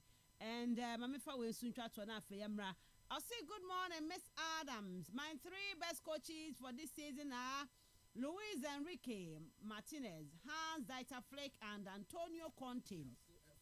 Accesco J from Salt Pond and Accesco J and Sudiwe at the Abba. Conte ne Anna Slot. When I be placing okay, remember I be the photo also the Abba. Oselo, good morning, champion Mishub. How are you and your crew? My top 3 performing coaches in Europe this season. Number 1 is Luis Enrique. 2nd is Hansi Flick. And 3, I will go for Antonio Conte. That is my top 3 managers in Europe. But you got the free semel, Northern Ediano, and so Ede Abba Ewaha. Now, Maminya also message on 0244 743 143. 0244 743 143. Maminya o top 3 managers season na every season you call FIFA Club World Cup no any off season. Season na every about Champions League and everything na abo every o top 3 managers no maminya o there on 0244 743 143. It's 15 minutes past 7 on Kastle 90.3 FM. Yan call the first segment of the show to say we are the banner for most of the top 3 managers in the banner for your remove on The real sports is here. Kastle FM. The Sports King. Yamrana Yemedi and Komaha Uncle Paul Menya or message, you know, Yebedi Honko, Ebedi Hujuma, of course. I've been thinking about it, and you don't have to worry. That's one. Is Uncle Paul, I'm in Jana Paul Bacano. I'm in Chow Yepa El Bacano, not Yenim come. All right. Yamra, now I'm sure the first segment of the show. No, no air call back to Sunday. Nyokosi Obasake, Holy Stars, NFA in Swatreman game no emu. Na, the other kind ye, Menoka say, Ebepem Samray. We are yet to see any message, any statement from GFA or the GFA disciplinary committee. No, me wa FA website or no, Ghana Football Association website or, and someone ewa hono no. Se menke can be fanchira wa. The kind. Abigail Kim. Abigail Kim. Elated about Black Queens call up and no honum. Voter RFA commences 2025 Division 2 Middle League. No so ho. Sankara National FC Crown Northern Regional Division 2 champions. Our TF Exponential FC Crown Upper West Region FA Division 2 champions. Then Premier League, Go Stars edge Bekum Chelsea in thriller as title race goes down to the wire. Touchman 11 Wonders secure dramatic win over RTU and all of that. In up till now, no. no statement from the Ghana Football Association concerning what happened on Sunday. Okay, I know. And I could pay more Ura Jerome Ochre or no Edia to just say but Obeka can be him say Ura cat ears or craku Ura cat. When you're impressed by Cat reign as GFA boss, when you're impressed one bit cry or how the Ura cat banner FA Cup or the Agini dinner for 4 or Bonabaso. Nay, the racket or Krokubedi, 4 years of a snack or a man under 4 years. 4 years I buy Sunday money. We try to no. Or racket my energy and so any back about composing. Nay, on the final day, no, our Ghana Premier League be decided, no. And nay, yes, ready to say, measures I was said to go a quemua. A bet to me about the final day, no, because a be able to. Of course, a gold star scored up a point. That's a nation's could be near. We don't know. But I just have to now, Crampon. Osman, I didn't know Omunya for statement be upon my until now, no. Sir, a year, friends say, you didn't run and no article of Quebec and Hano. You did a nation's team, no. Omelusi 3 points plus 3 goals. And I said, it is up to now, no. Hey, it's a Ghana panty born in Tiana Sano. Oh, I just said, oh, dear, Uncle Paul money will Muntino at Macaipa Osman. And run a year 2 hours, and sports, you know. I remember Uncle Paul was one person always now or boy a cheat. Say the time of the draw now can't. I'm an ansem. Honestly, oh, I am yo. You say, Pa, oh, dear, Uncle Bianca pay a buy, Uncle Bianca. Yamaka all blacks. Of course, I will issue him on the second segment, you know. Yamaka all blacks. Until Yama fight, bet me tell us in Yaka all blacks, so I qualify to the Ghana Premier League, you know. 90 I can on Quanta career, no. Do you think, Saint, yes, spend time now to talk about all blacks, yeah, my basono. Ever surveillance, we have a lot of problems in the league. And today be our bar, you have a problem to come and address. Oh, a hard drain, Osman. A hard drain, pa. I'm the minim the I'm feeling there because Osman, any come the first segment. Up to now, Bram, Osman, FKK bra, my next one. What are you doing? FKK bra. Yeah, what can I be? Said the what can I say? And you about spending the whole day, the whole night, the whole year talking about football no and the best of VBB. Ke Kasano na and I say you focusing mainly on the local league, you know, and I say local sports no. And I be best of you and can solve it da. And can solve it da. Enti ebi a ebe here 1 minute, ebe here 2 minutes, ebe here 30 minutes dia kan but ebe jina ahokeka na omo leading omo ho na omo make that difference no. Omo na ebe make that difference na nye de ebe kan no bebre. And obviously said ye can say interest no. Say mnempo ye ya trawes na dey sports. Course no na interest no wa hifa. Foreign. Obi aba obeka ni chess obeka ni Madrid. Fe text messages aba no. Emu dia hin na efa ye local sports no. Ebi aba akubi 1 out of 10. Na wakwa akokanti enya minu mienu epe ene ebetimi ya ama na solve. Ye beka ye be kire ya adwen edie ye be na now can you say ye babia I think say from later part of last year na say this year for near start year. Obeka say in fact most part of your time you're dedicated for the local no? Because the first part of discussion is solely and I say I mean for the locals and Sunny Baba and yeah you start dedicated some part for the local. Akosi saying the eternity here and obviously you can't yeah ekon de o kona sem kunbie ma ya unjai also ogusua akon kosi sem kunbie ne baba but at least also who say progressional movement bi ba also who say nyoma bi sisa kakra also who sa changes na nya sa say obepa ba no you say just closer so obepa ba than say ubenya sa o kan say de bia obetimi ade aye enti enya me no mienu kwa wo na o ye otie ni na wo tie no sa na tie say se uhu se wo ko stadium wo team ana akohwe na emre bi atwam officiating officials said na akohwe modern bo said na esitie in players o mugina ho mo bobo no said na mo bo no keka na mo de bo sa na hu na ne ya na the competitiveness nature of our game no sa na hu no saa na ahu ni sesei enti it's not about can be can be brebe no it's about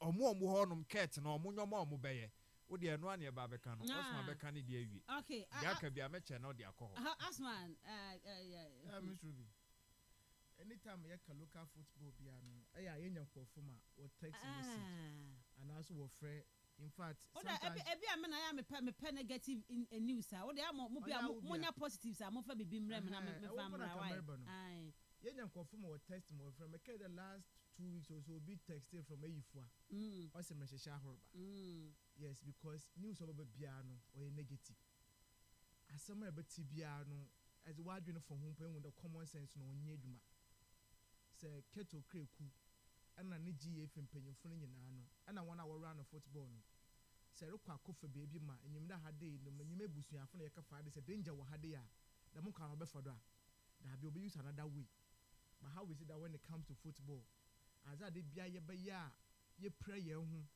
ye be ya ye kum ye hu ye be ya nya negativity reactions no ana de bia ye wo krom hade na ye ka Africans are Ruby Ghana ko tena ye African country born won bobi Nigeria born won bobi Eastern Africa won bobi Central Africa won bobi North Africa na ye pe ball a ye go enthusiasm more than of African supporters ana how many of us na kotoko na to folk go to konko Africa ye to get plane tickets won echi but ye hu Ali no onye Zamalek no onye others there was the advanced parties impo was it ba Ghana had this obo matches so krom had ya ye ne pe ball chi na mun kofia how much do we even invest in our clubs MBC on questions we nyina and na ya ka pyramid phone na asem hade hwe kwana ways to after we investor in just some few shortest possible time will reap the benefit of their investment.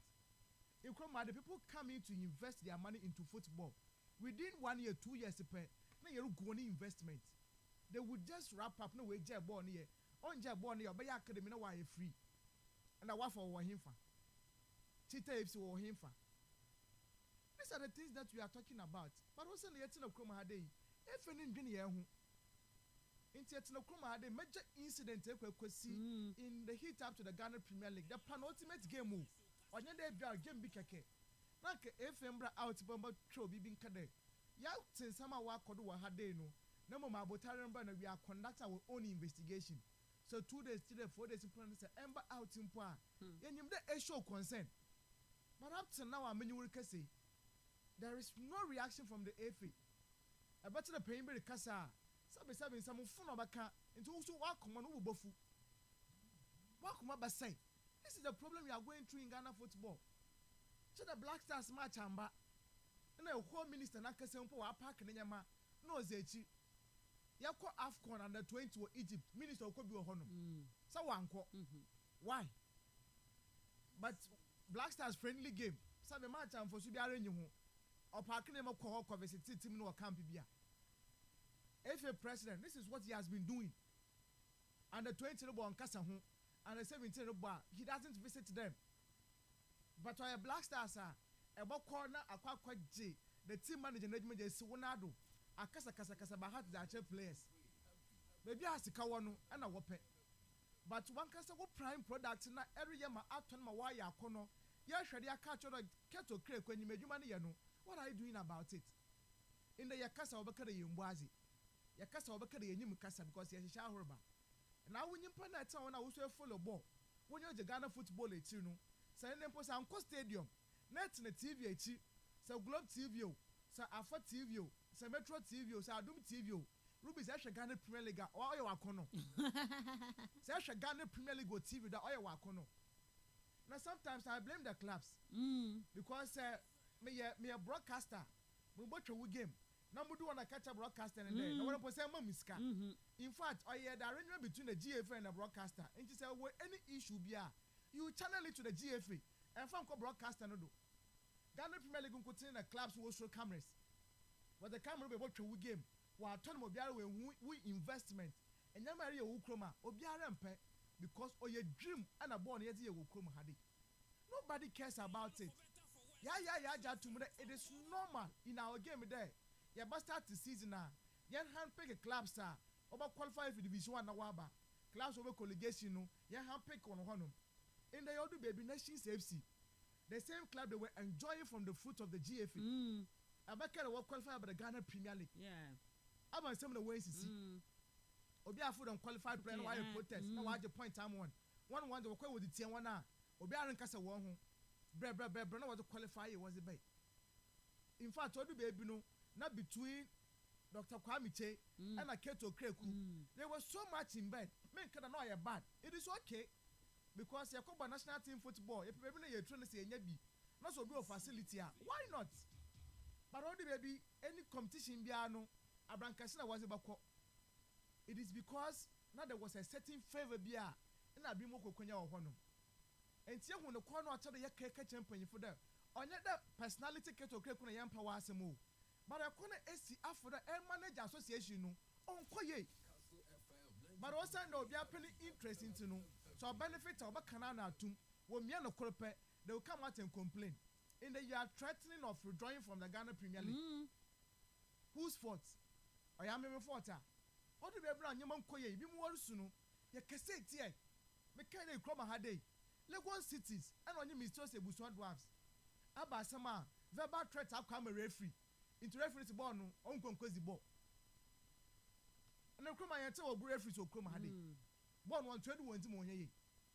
But was sent there. Was he a good near on phone? Who saw Tinabino?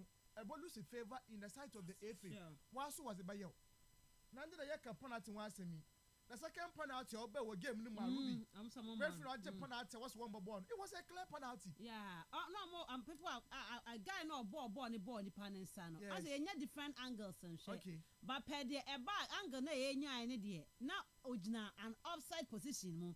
And so now pick ball but the other side I am a right hand side ni pa but per baby no mujana ojina how my ball na ojina offside position mu per angle na buy no ntino but don't ya FK angle be abiem na what dey ahwe to better no judge ade no you can't judge. You see Miss Ruby oya tete enti I mean for me be make there ya better dey we cry more than the bereaved because clubs na wo kom ha dey no esuma wonu po sometimes wo ma won sesi phone.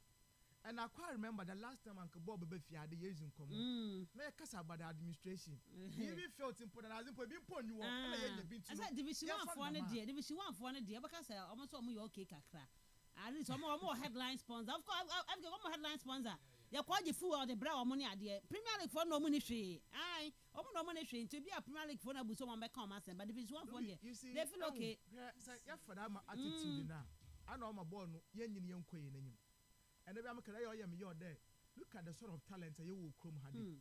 Na Ghanaian talent and they to me producers who Europe Pono.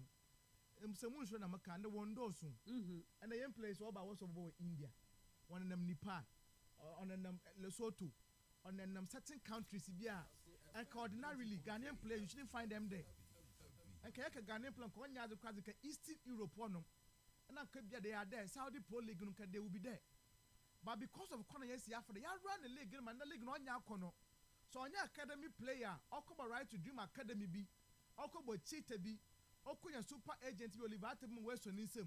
Was the quorum with the Syria Numa? Urban Ghana Premier League clubs, and how many of them can even transfer player from the Ghana Premier League to a top league of Chrome Hadi? The last time you will be known, David Odro, Accra Lions, look at their model. Or when we succeed or honor. But Aziz Issa, what happened to him? Couple of other players away from Team Mwako. How many of them? The last Ghanaian player, I mean, we now figure out how they or called to mainstream Europe, what succeed, you know. Now, Barbara man from Kotoko to Oxford. And I want to know, as in a fair honor, a Brenton in the or a big star. But with someone, which player, and now whoever, and at the last by 10 years, what about Ghana Premier League? Now, if you know what can never cut or your mainstream name or European football. Man, your co FC Zurich, Nancy, and it is because of the kind of liga. Fatawi Saku. Maybe. Okay, Saku. Maybe this about me. No, Ghana Premier League no bonus say. Oh, no. Debut. It's a good start fast one. 6 months. What is impo? Yes. And Division 1, the group. Ghana League Nimako. I don't know the group now. I say how no fair. The transfer was not from Dreams FC. And that be I say how no more. Woman are born at town keke. Aye, Kakra. Even our start for some people in Ghana Black Stars in Pocobo and Poco and man in your sales Cassian. It's Mr. Mrs. For me, almost in Korean for my year home. Yet another kettle cake maintenance. Meaning your problem, Ibia. A human soil and also you are. Or yet, results no, and no better the end justify the means. But in this, if I'm going to sit down here, now make if and ask them. Now I'm only going to talk about the positive of the Black Stars. Not up on the league, I will come out as a mean to my cast upon from one. Not I have a problem. And Ruby, trust me. Right. This year, but league, we are. Or be about the league in the piano. I'm not even supposed to believe them, but couldn't they won the league on a fair ground based on what nations have to watch and see I'm here. Because I feel the dream be a Kodu baby. And I'm a catcher there. Brekum Chelsea go stars game. Many one go be marshy. Go down, me will be walk question. I'm tempted to believe there. Minya match na come to my tribute. No me when in that particular game, because as usual, you began the Premier League now. Okay, 5 matches to the end of the season. Start. Scoreline about Bonten. First say no munya baby a site to be on Conquer. We have do one of na.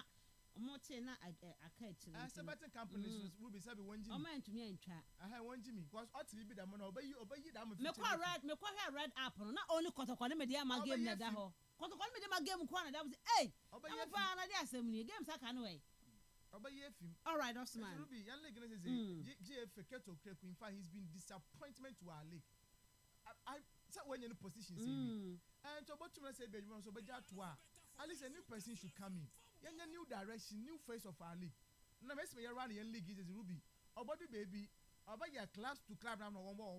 When I can put one trust one. How much will be automated? Share. Teams I won't trust your home. I will say, FKK, I back out the end enough. Yes, and so, yeah, dear, by quiet day and say, young cancer, papa and found. Of course, which for me a hard journey. Oba swadi na wa mananti asese no swadi obekwa wa wo so no de beba and omo ya straight normal ko Premier League for no England for no omo players no mbo omo abaso omo league no omo ana agege ho amana bedu sampempe so yi and ana ere fie ho se omo criticize omo ho pa se kan England for no ya nhwe han na omo se raw tb koso enyoma boni bi e koso omo nka nkanye baby o ma babedu say o ti baby o feel say o the best league omo sorry ya no mkokoduru ho enye sa na tie omu hu se boni bi ekoso anyoma bi ntimi mbo ama omo league no enko animo no omo se kire kan eteki nsemtroni o and I free Premier League in penny for no owners no of free akasifo no that time na the top 4 of from e catch omo se masa league no se mo ankasa mo anje na se mo anya baby ani na mu idia mo bebre because for how long and a corporate entity be and as a company be beba business entity be beba say midimisi kapudo bi e ba behim we are se best sa and sansem train the minim your friend Greg minim say no a prophet o say no a den o and o catch am say there be say they also rely mostly on television rights. And all this sa omu koshi omu didi so omu komo video afa de omu nya sa hoode no ebo Premier League for no say there be on percent league na autonomous club owners na ankasa de omu chairpersons no ebeba ababa belidi na omu ankasa kope omu sponsorship into omu shase free baby shase say be si na esine ye bo game we na officiate na nkoya omu criticize omu ana omu criticize omu enti se rot no na say omu obi nka nti won ka papa ketua bi no te say anoma ba ketrema no nkoa ho no nka then onye ready onye willing say oso be pese obedru sa stage no nti we say hanom no get by ade a o pese o be pe ye no aye ni ye ni say ye be da sorry Premier League no La Liga Bundesliga any others no abom league na wie yenso ya boye de na wie eno ne ade abeka ye say ye ya ye ni ye eno akeke but the bigger picture no the more positive ones no dia onye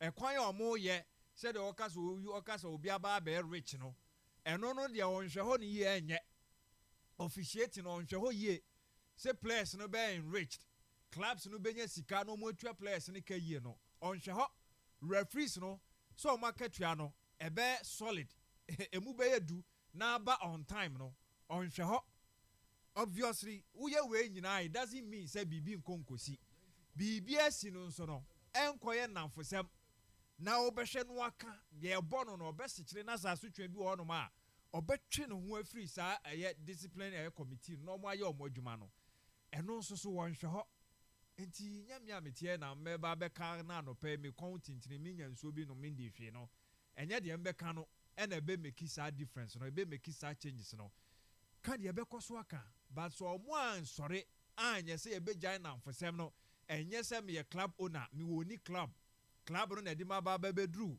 ɛyɛ GF hɔ nti adeɛ bi a mɛyɛ decision bi a mɛteki no ɛbɛha me club nti no sɛ menka deɛ a ɛne ɛsi yɛ a ne yɛbɛkɔ no ɛnɛ no ana meka kyerɛ ɔsoma sɛ until sɛ biara bi a yɛbɛsa asɔre biom na ebi a menim sɛ yɛ friend sɛ normalization committee bi bɛsa aba biom anaasɛ aban bɛpɛ sɛ ɔbɛkɔ ɛyɛ FIFA hɔ akɔgye advice ne aba bɛhwɛ kwan a yɛbɛfa so aroa ne yɛ club no sɛ ɛnkɔnkɔ yɛ kyinkyina akye so obi bɛwura afi hɔ so wobɛkɔ afi hɔ so ɔni club deɛ a ɛne ɛsɛ yɛ a ne yɛbɛkɔ no because afifoɔ yɛ a wɔka kyerɛ ɔmo sɛ ɔmo nkɔyɛ mmra anaasɛ mmra bi ɛda hɔ emu ɔden no ɔmo fa nyɛ adwuma no ɔyɛ adwuma saa mmra no ɔno na ɛbɛtia no so kò make decision biara kɔ bibiara na asotwe bi mmea mu kɔ edu a ɔno na ɛbɛbɔ no ɛyɛ ne club no na ɛbɛha no club no nso yɛ ne dea enti saa nipa no yɛ de ɛka kyerɛ sɛ ɔnkɔyɛ mmra emu ɔden na ɔmfa mɛtwe ɔno ankasa no ho aso does it make sense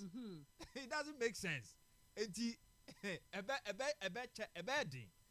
ɛbɛyɛ den papapapa nti sɛdeɛ Jerome ɔkyerɛ ka no ɛnyɛ asɛm foforɔ asɛm dadaa ɛyɛ adeɛ wɔ hɔ sɛ ɛyɛ clubs no ɛyɛ owners no ɛyɛ ɔmo ho ɛna ɔmo toɔ na ayɛ cartel ɛna ɔmo ɛyɛ invite sɛ mpo deɛ ɛnyɛ sɛ ɔmo oni clubs kɛkɛ o ɔmo oni agencies so nti ɔmo agencies a ɔmo ɛde tɔn players nti ɛbɛyɛ difficult nti wɔ sɛ ɔka sɛ racket baa no wayɛ adeɛ so me tie ne interview ni bi so ɔwa rise ya kɔ soro sɛ wakɔ akɔduru CAF executive committee members no akɔ akɔka ho before then no wafu zombie president na ne nyinaa ɛwɔ hɔ nom onyakonya etutu kwan oyakonya ɛkɔ have other experience or in fact we getting closer or kɔ ebia the next chapter no ebia bɛpɛ sɛ ɔbɛkɔ yɛ FIFA ne nyinaa wɔ hɔ a ɔka n'ani agye ho paa yɛ nyinaa nso yɛ ani agye ho ɛna na ɔkɔ yɛ si ɛbɔ n'aba so by nyɛ no ne the real deal no ɛne sɛ saa committee na wakɔ akɔtena so wɔ CAF hɔ nom no ɔnhwɛ ɔmo executive members no ɔmo nation no ɛyɛ he country bɛɛ na ɔmo free ba nti sɛ wohwɛ Egypt foɔ no a ɔmo football no ɛte sɛ wɔ hɔ sɛ wohwɛ South Africa foɔ no a ɔmo football no te sɛ sɛ wobɛhwɛ others na Algeria foɔ no ɔmo deɛ ne te sɛ mpo Senegal na ɔde hwɛ ebi ɔmo league no deɛ sɛ ɔbɛka sɛ ɔmo na apɛ sɛ ɔde ɔmo compare ɔbɛhwɛ ɔmo league no te sɛ ebi nkoye but overall ɔmo football no sɛn na ɛkɔ to the national level no sɛn na ɛteɛ Sadio Mane mo ɛba a ɔmo ba bɛbɔ a ɛyɛ na ɔmo performance no ɛte sɛ edi sɛ ɔkeka ne nyinaa bom na sɛ ɔhwɛ na sɛ ɔfeel sɛ still na no deɛ ɔyɛ no ɛyɛ a then deɛ yɛkɔ yɛ nim but until sɛ sobali ɔbɛtena ase na reflect na wahu deɛ ɔyɛ na de bia no ɛnkɔyɛ the usual ɛyɛ PR gimmicks ɔba abɔntena yɛhyɛ aseɛ yɛyɛ wei women's Premier League no yɛama ɔmo sei peanut na sɛ ɔbɛka ɛde agye ne nsam baako na sɛ ɛhɔ a ne yɛpɛ sɛ yɛ center ɛhɔ ne yɛpɛ sɛ yɛtena hɔnom na sɛ yɛdeɛ yɛ progress yɛdeɛ yɛ nkɔ yɛ nim na sɛ saa ne yɛpɛ ne deɛ Jerome ɛne de bia bɛyɛ disappointed and wonim meyɛ sure sɛ ɔno onim deɛ ɔka but then ɔto agum ama obi ahu sɛ that is the case ɛyɛ case ɛyɛ adeɛ a yɛaka ho asɛm aka sɛ yɛn bɔɔl no kwaa na ɛkɔ n'akyi in as much sɛ baabi wɔ hɔnom a wobɛbɔ n'aba so no ɛno ne yɛ baabi ketewa bi o ɛyɛ branch ketewa bi ɛna abaka sɛ hɔ no positively ɛkɔ yɛn but saa branch no ɛyɛ baabi a ɛbɛ influence yɛn game no largely anaa and I think so no enti ɔnkeka no ho na ɔnyere ne ho na adwuma no deɛ ɔba bɛba na onim sɛ ɛso ne yɛ nyinaa nim sɛ ɛso enti na gyidie no ɛkɔ yɛ de ma no sɛ from the MTN FA Cup no a coin of fast no organization no na ye solid na ekɔ n'anim how colorful na eye how ana supporters no a troopy edi achire clubs no how ano mo bɔ man ye competitive no ɛna amanfo nya agidie wɔ no mu sɛ so atimi ya MTN FA Cup na ya ye ne yie dia then FA no ka FA no so no ye mfa hɔ no ɛma ne nhwɛ ne nso ne hwɛ and say the ade no de kɔ no em say be de papa and me I believe say the bigger picture no yen sha se mfa free say clubs no mo ankasa eye owners omo ye affiliated to the clubs no na chinchina mo na wo say esco FA adwuma no ba be ne de Ruby on say honom changes be ba honom ne de see ya de be kɔ no. All right, let us say FKK. The real sports is here. Neuer's caught in no man's land. It's Marley. Kastle FM. The Sports King. I say, unless we change the FA status in making only football people run our league, manipulation will never cease, destroying our football. They are a bunch of mafias. Uncle Paul, if you back on what makes our league a professional league? Please kindly educate the public. It's really, if really we are having a professional league here in Ghana. My main calls net here for Mrasubi or this first segment. 0244 408 046 0244 408 046 and 0244 408 354 0244 408 354. Roger much say when you're impressed with the racket, idea no Ghana League no any new cry. And so far, assembly see Sunday no. Omo mo ho cry wakra na who say atwe aso say ati we 3 points say we dey o ye nim ye ekoso e Ghana ye football yi mo ma me fa me first caller. Hello, good morning. Hello, good morning. Me pacho dey baby of free. Me pacho yeti o where me bisa ye ka top 3 coaches na ye ka Ghana football. Me pacho Ghana football ho asem ye ka Ghana football ho asem man. Very good. Ghana football na nkasa no wase yen twan mo ngwanza na akada wase tijia wase kra because nitu na wa pro di enam na ogwase no every bonye you are done saman kra. How is that possible? Ghana League etumi hu de match ye wo ko be scores be 2-2 scores be 3-3 and power so baby. How is that possible? I don't let me say referee be no can be there for some months now. Won't you on go? You know, won't you go na if I could the match will be a bolaga. Let's say a reconnaissance will be a catch or 5,000 ye na Zima home team na. I better not get a range. Why won't you go? Most of the average need jam home team no. If you are in your free. So most my Yamano management team in Angazanga is really poor. I know I'm a Ghana football no say that. Me da say, I'll top trend there over to me the message na ba. E be phone lines no second round na I be catch me. Hello, good morning. Miss Ruby. Reverend. Good morning. Good morning. I made my ball my basso boy fit about sanity. Constructive criticism. And you say, you can say you pay for no more respect to you need your matter. But constructive criticism I see at the moment. Oh my Germany yet the man mukra. During our day, 70 head of state, we do a champ on that. What a leg now the papa for our sponsored by Gouda. The advert to Kosovo TV so I won't say yes. And then what is going on? Again, a Kosovo. Be asking me if you I don't think if Africa, but in Africa. What is going on? You're putting for no more than crowd. I think that the mission what Casangasa. Well, you're putting for me, Nadia. I think dear, when my Bontiana boys is there your whole night. Wow, no, I had in Cabo. Oh, a distress if you possible. What is still on this stress with the Osra? Also, you need to have the fee. But our leaders cannot be able to organize all this for why? Me da say Reverend. Yeah, that's say. Hello, good morning.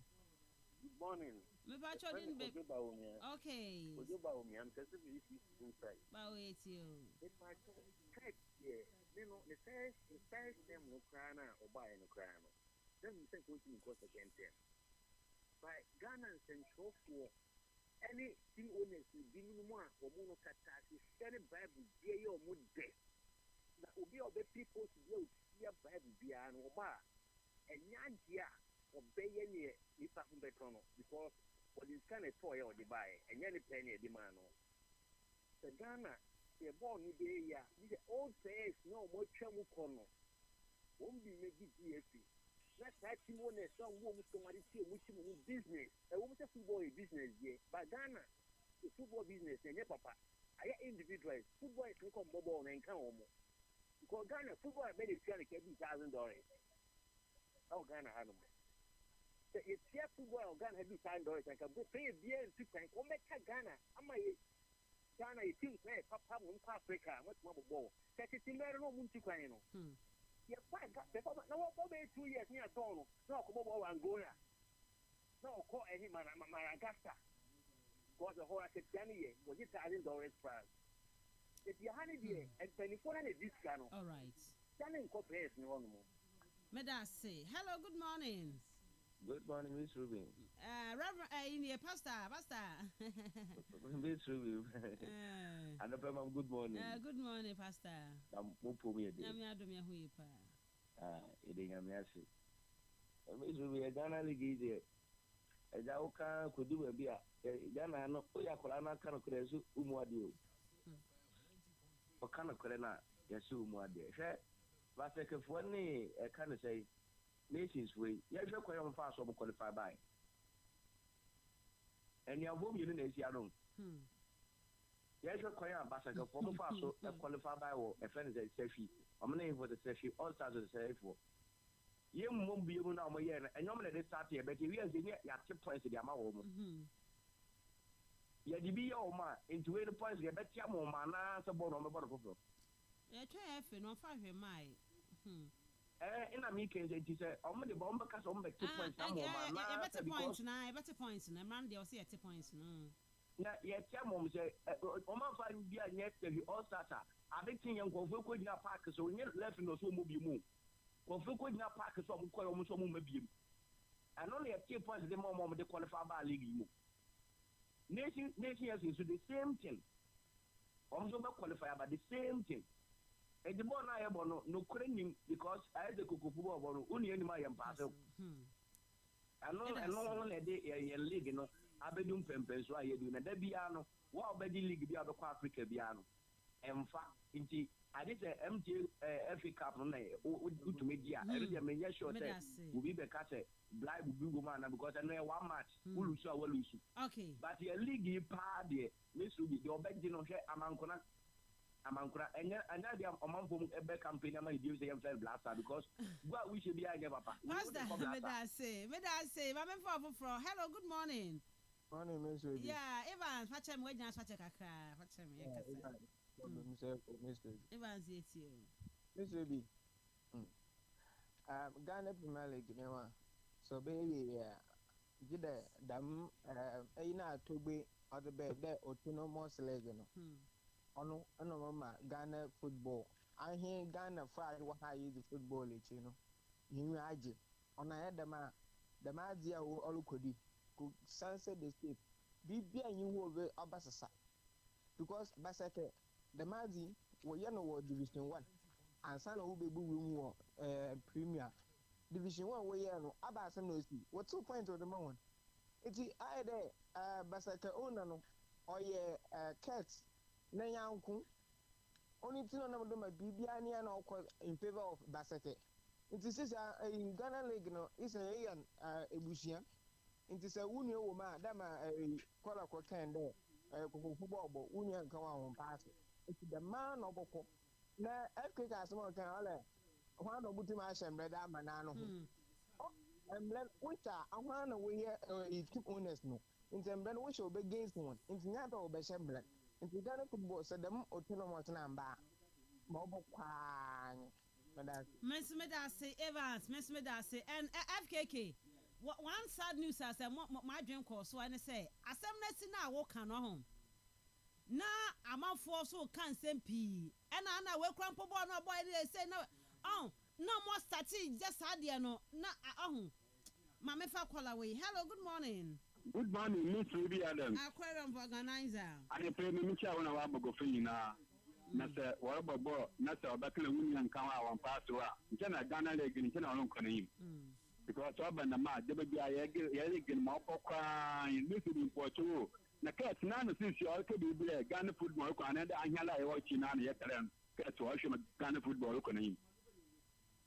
I want to do one Saturday. The best Saturday. I hear you putting for another. I can't remember that. This is Ghana football. You don't even put the kind of the video. I'm not the country. No, the Ashan and Salon yet. You belong to me in Park. I can't believe this. Football, no problem. Miss Rudy. All that over to international and the baby. Miss Rudy, who is and I can't answer. I know I got to know. The about that. Cats, and I know the kind of Ghana football. Who couldn't even that. I'm sure. I hear you watching that. I hear you watching. I can't call my kind of reading that. Meda say aquarium. Meda say. Enti a friend say.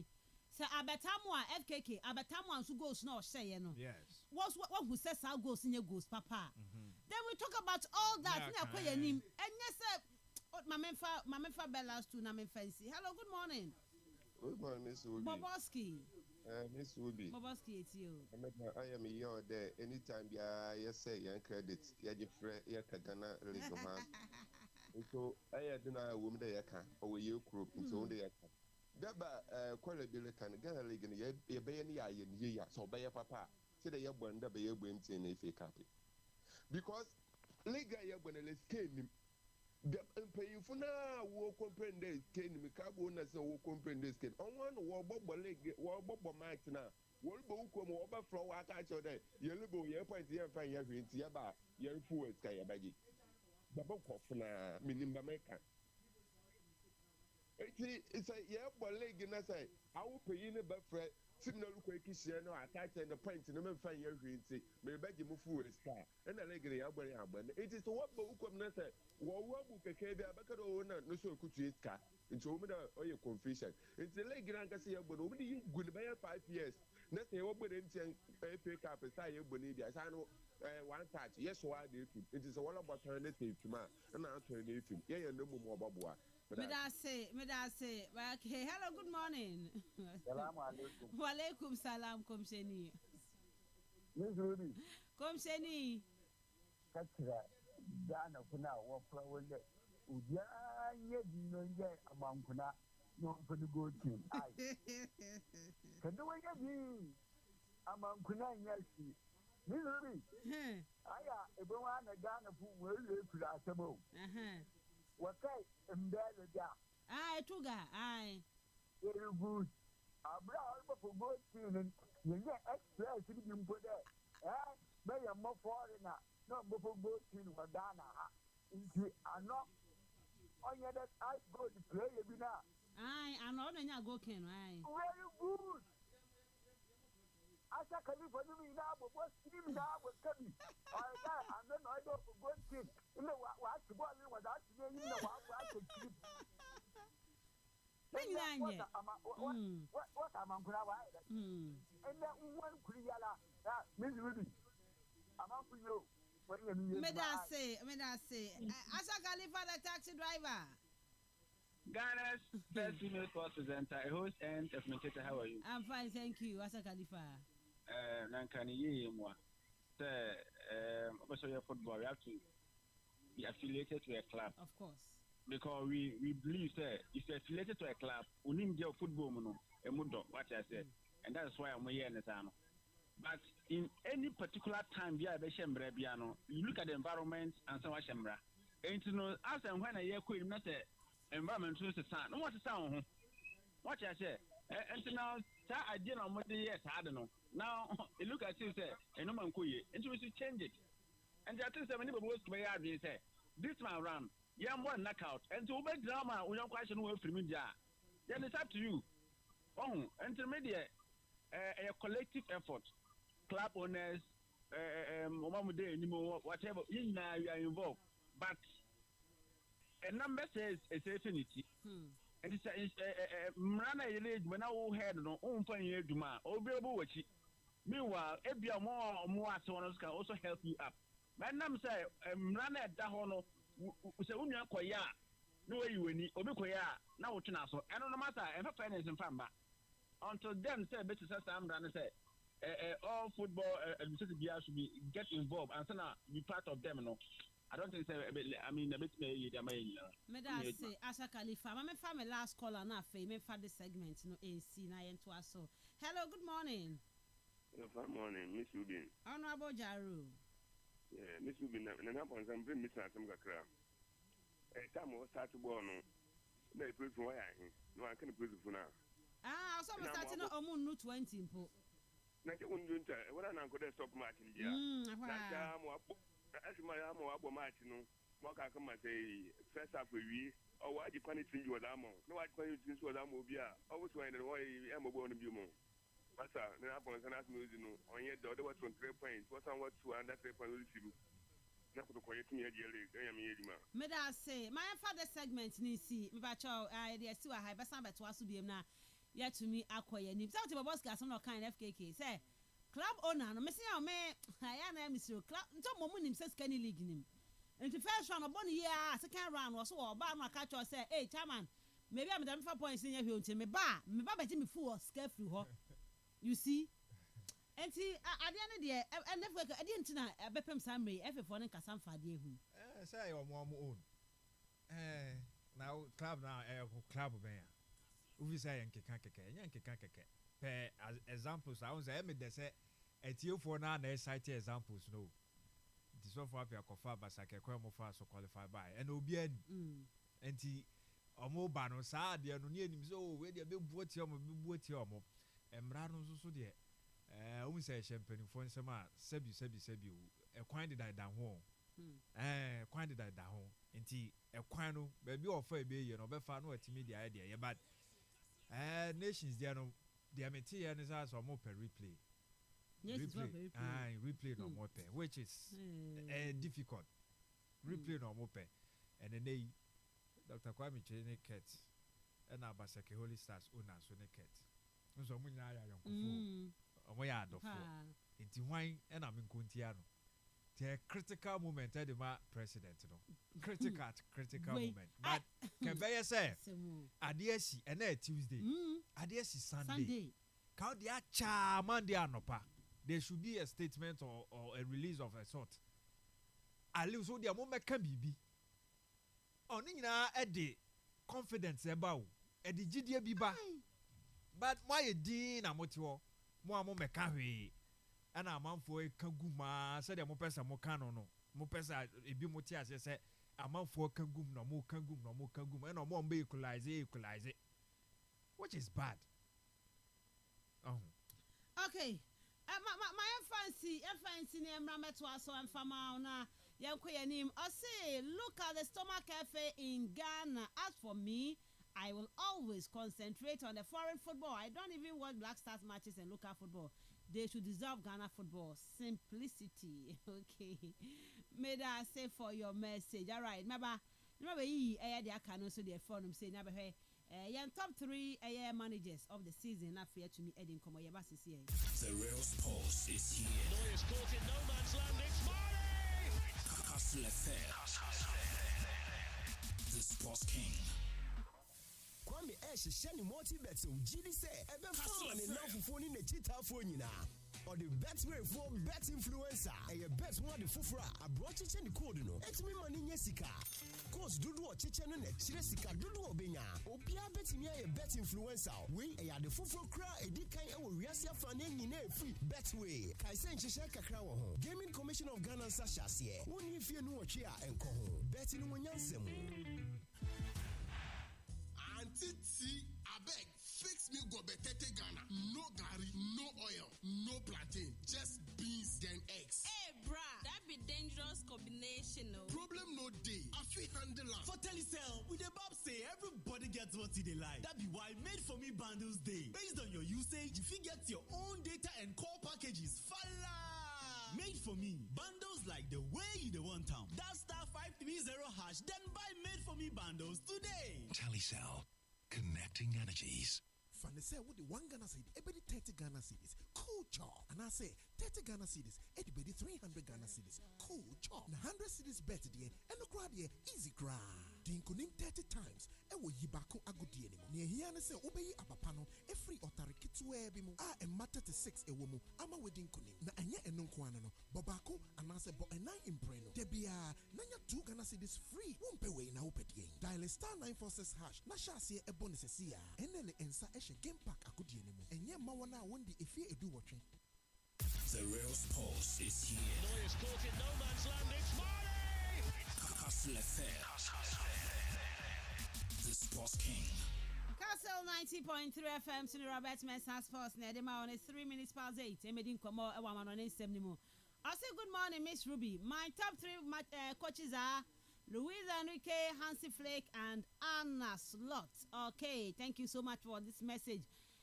Good morning, Kami. My top 3 managers are PSG's coach, 1, 2, Barcelona's coach, and 3, Asman.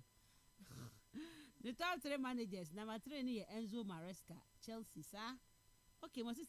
Oh, yeah, Chelsea, the international do the Abana from Akotochino, the Abba. Good morning, my I'll say the best sports presenters. My top 3 managers for the just ended season are 1, Luis Enrique. Number 2, Ange Postecoglou. Number 3 is Enzo Maresca. King J, Eddie Free CCT. European Cup. One name almost. Good morning, Miss Shubi. My top 3 managers are Luis Enrique, PSG. Then, okay, I'll say Eagles team manager. Eagles near their Palace Palace manager no. And Tottenham Hotspur manager. And the Diffibonkus, Ebubonku. And now the Abba Anna Slot and Ateta allowed PSG to win the title. Barca failed to eliminate Inter. Inzaghi was assassin Ateta and Amorim times 1,000. My best manager is Maresca and Chelsea.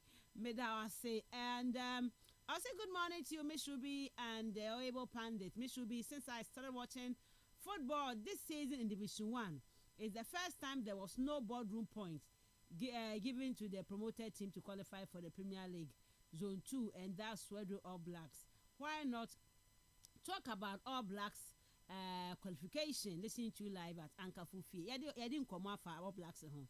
You didn't come out for home. I almost qualify and you can't want to, but of course, you better discuss a season in respect to you better, so don't worry. And I'll say good morning, Miss Adams. I've been listening to your pundits and callers, and I must say they've made some very insightful points. I find myself agreeing with those who suggest that our local league should be structured similarly to how we organize the Champions League, Europa League, and the Conference League. Adopting that kind of format could bring more excitement and consistency to the competition. At times, it's genuinely frustrating to watch our league. The overall quality leaves much to be desired, from poor training facilities and dilapidated stadiums to questionable officiating and more. It's clear the league needs a break, not just for rest, but for a proper reset. Thank you for the platform to share our thoughts, and thank you also so much for this beautiful message. Once the about on the show, no. All right, Mami, now message on 0244 743 143 0244 743 143. Again. Yeah. What are 3 managers for the just ended season across Europe? Top 3. 1, Luis Enrique. 2, Luis Enrique. 3, Luis Enrique.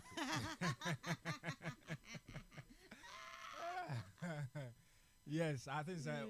Yeah, DNT. For me, we're number 1. Of course. But Hansi Flick is also. Okay. Barcelona. Team now be adopted, you know. What do you know? Quite cancel na players into the ordinary. So I say, be na Xavier Mad the likes of Lami Yamal, Pedri, no rising to that pedal, no. Then Obebo Gavin Sudi, main kind experience, no. But young guys now, Hansi Flick is about more chance and not to do no ordinary. But on our me, I be who some more stars. Until I feel say, no, so a babam, sir. Okay. Then I'm a call. About Liverpool choose Antonio Conte ahead of Anna Slot. Antonio Conte. Yes. Conte over Slot.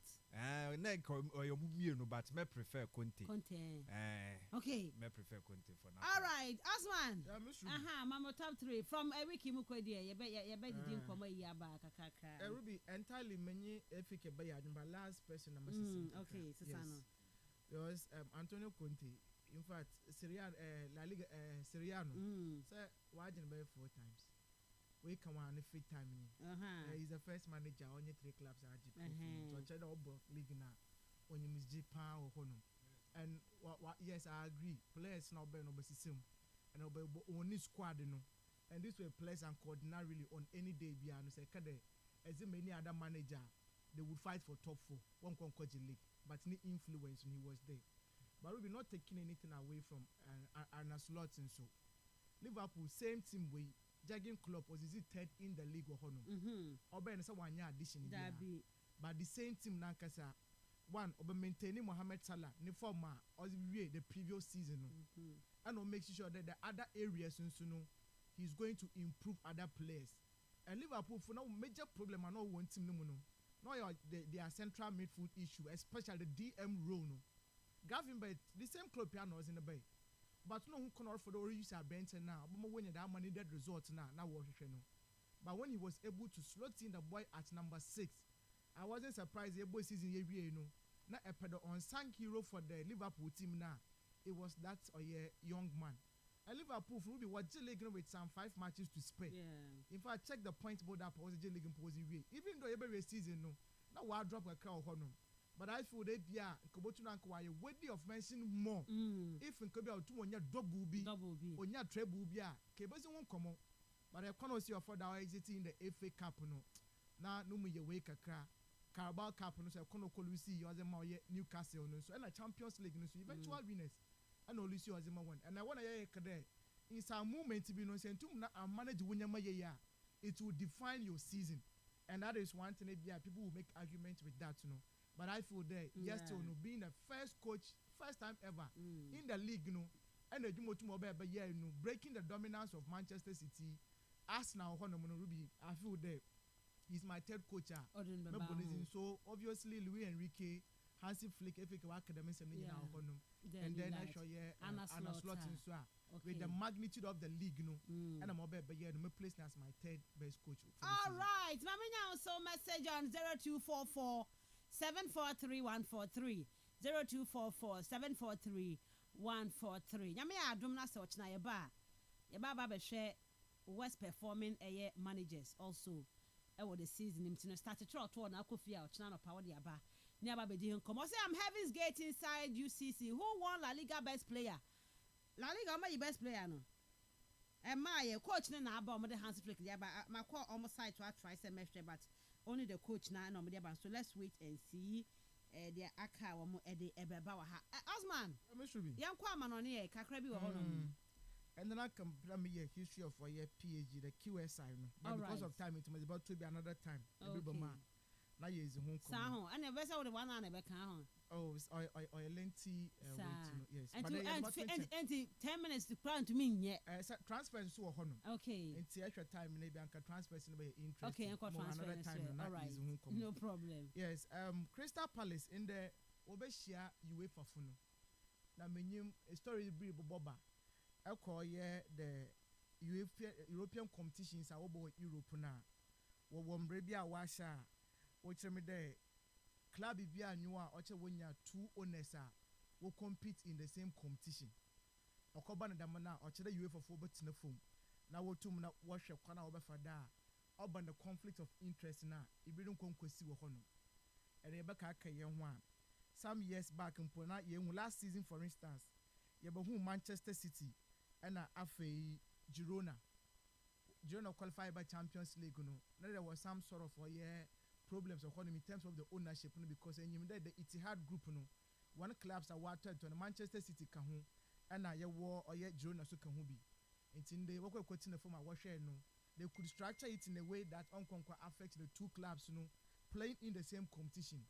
This year, Liga in the Europa the Ineos group they own Manchester United at the same time club are from Nice in the French League and Honor.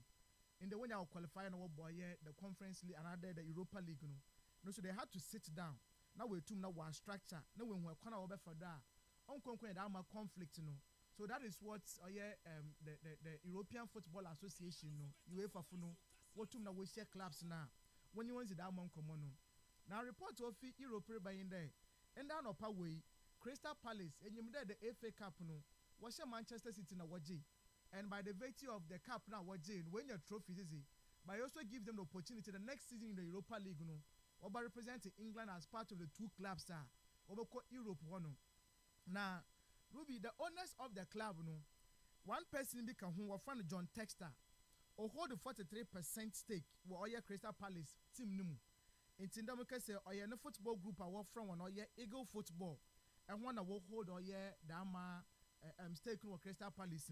The same person almost about 100%. He also owns or your club Lyon or Honum. Lyon you French League you don't know what to the 6th position. 6th position means they want an automatic place in the Europa League it's the conflict of interest. The two ownership okay Lyon Europa League Palace yes. Europa League yes okay it's the same owners and I want to maintain a honor but Crystal Palace in Chechema was in there Papa even though he owns 43% stake for your club in fact the person or manage the club day to day or honor it's in the only the others are wakabuma when you now watching or manage or your club it's in the Steve Parish I know the chairman for your Crystal Palace. Okay. And David Blitzer and Josh Harris. The monk of Fufoyi, including Oye John Textano, and a Wakabuma will take decisions wasn't my Oye club Crystal Palace. Now chairman that is Oye Steve Parish only around the club now day-to-day activities. Any decision biano or take a honum. Okay. Into Coban there say worry to Abana while you voting the honor. Papa our friend John Textano. He has only 25% vote to honor. Okay. Into only majority contribution and I say Crystal Palace team until they say we share you from paying for now. Okay. They need to be able to convince them there. Papa we are working as them there. On your only Lyon. Okay. A quantity no need that my interest say what Crystal Palace one day to day activities mean to know. There is no conflict of interest. And when you say conflict of interest there, and two teams no, or maybe I could Europa League. Yes. And in this case, Crystal Palace because for Europe competition, we used to league and was a qualifier boy. Or your local list competitions, so I agree there. So be the FA Cup. That means represent European competition. But for UEFA, when they don't go by that, for the others, and Ruby will stay home. Okay. Because of the league position, automatically we qualify based on the criteria. All right. UEFA was the humanity. And then you agree with so we champagne for now. So to more convince one now. They would be able to do it. But that McCann, you war a corner another wild bar to one of my young other clubs are owners too. What to know only those clubs are. I feel what to mobile league more in the Champions League basic. This season you in your phone with Manchester United and Nice. Okay, oh boy. Ruby Yakoya England the build ended up from Germany. Report about there Job Bellingham. Jude Bellingham ni ya kakrabano Job na osnakanizem or yeah osnakanizem as Sunderland yes this or your central defender central midfielder in for tomorrow as an attacking midfielder so I bring away last season numbers so you as a central midfielder ball of boy no now attention one do but then obviously say Jude Bellingham so jinizin na say wa bobo mo bia wa atineka na say ni na say we super for the same trajectory will be definitely when that my eyeballs no. Now once we two minutes ways which honum. Now Brenton is looking for an escaper. You know so about 2 minutes na career no oberlanch near Manyama with 2 minutes kwenyim zamo ye Joe Bellingham honum. In fact, what do we be able to the Real Madrid were in conversation for Brenton so long term future. Now can once we two minutes try one best day. About 2 minutes sign our Brenton no. But it looks as if there that trajectory Jude Bellingham what to more further and they will be a big superstar. Maybe ask my dobia canasam no. And when I no job in so upon so to off for one no way to my conim. It will be many Casano Paway. The build report today. There is some level of oil conversation between club our friend Oye Borussia Dortmund and Afe Sunderland. Afe was in commander a Brentano. Obaja to no way move ako. In terms of boy Nakasa moving to Germany no or food or a fertile environment. Okwa following his brother's footsteps no no so botum na wakwa adwuma no because enyim the English players no so wokɔ ramu Germany na so wɔre bɔ wɔze Borussia Dortmund on cherry bia pɛ na wa start the one stocks no or rise a wotum na wokɔ n'enyim hɔ nom, and that is one thing I ever share. Yeah, today the value for that particular transfer no will be worth around 40 million euros, and that is one thing I hear share. So Dortmund funo wotum otiesika na Abenton has no problem going to join club our front or Borussia Dortmund. Ruby me feel there he's just following a very good step. Dortmund will give that exposure. A lot of the youngsters walk on them go to mobile ye. And Jude Bellingham watre the English boys way to watre. And for me, Sabento to move Kokonoma now. Obayazi last season, for instance, actually championship now. Oboy man need to my friend Sunderland will qualify what bad day. Premier League in 44 matches and two no boy or Honoma.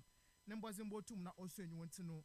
I watch how that particular deal no so obetum na beko for Job Bellingham or Honum.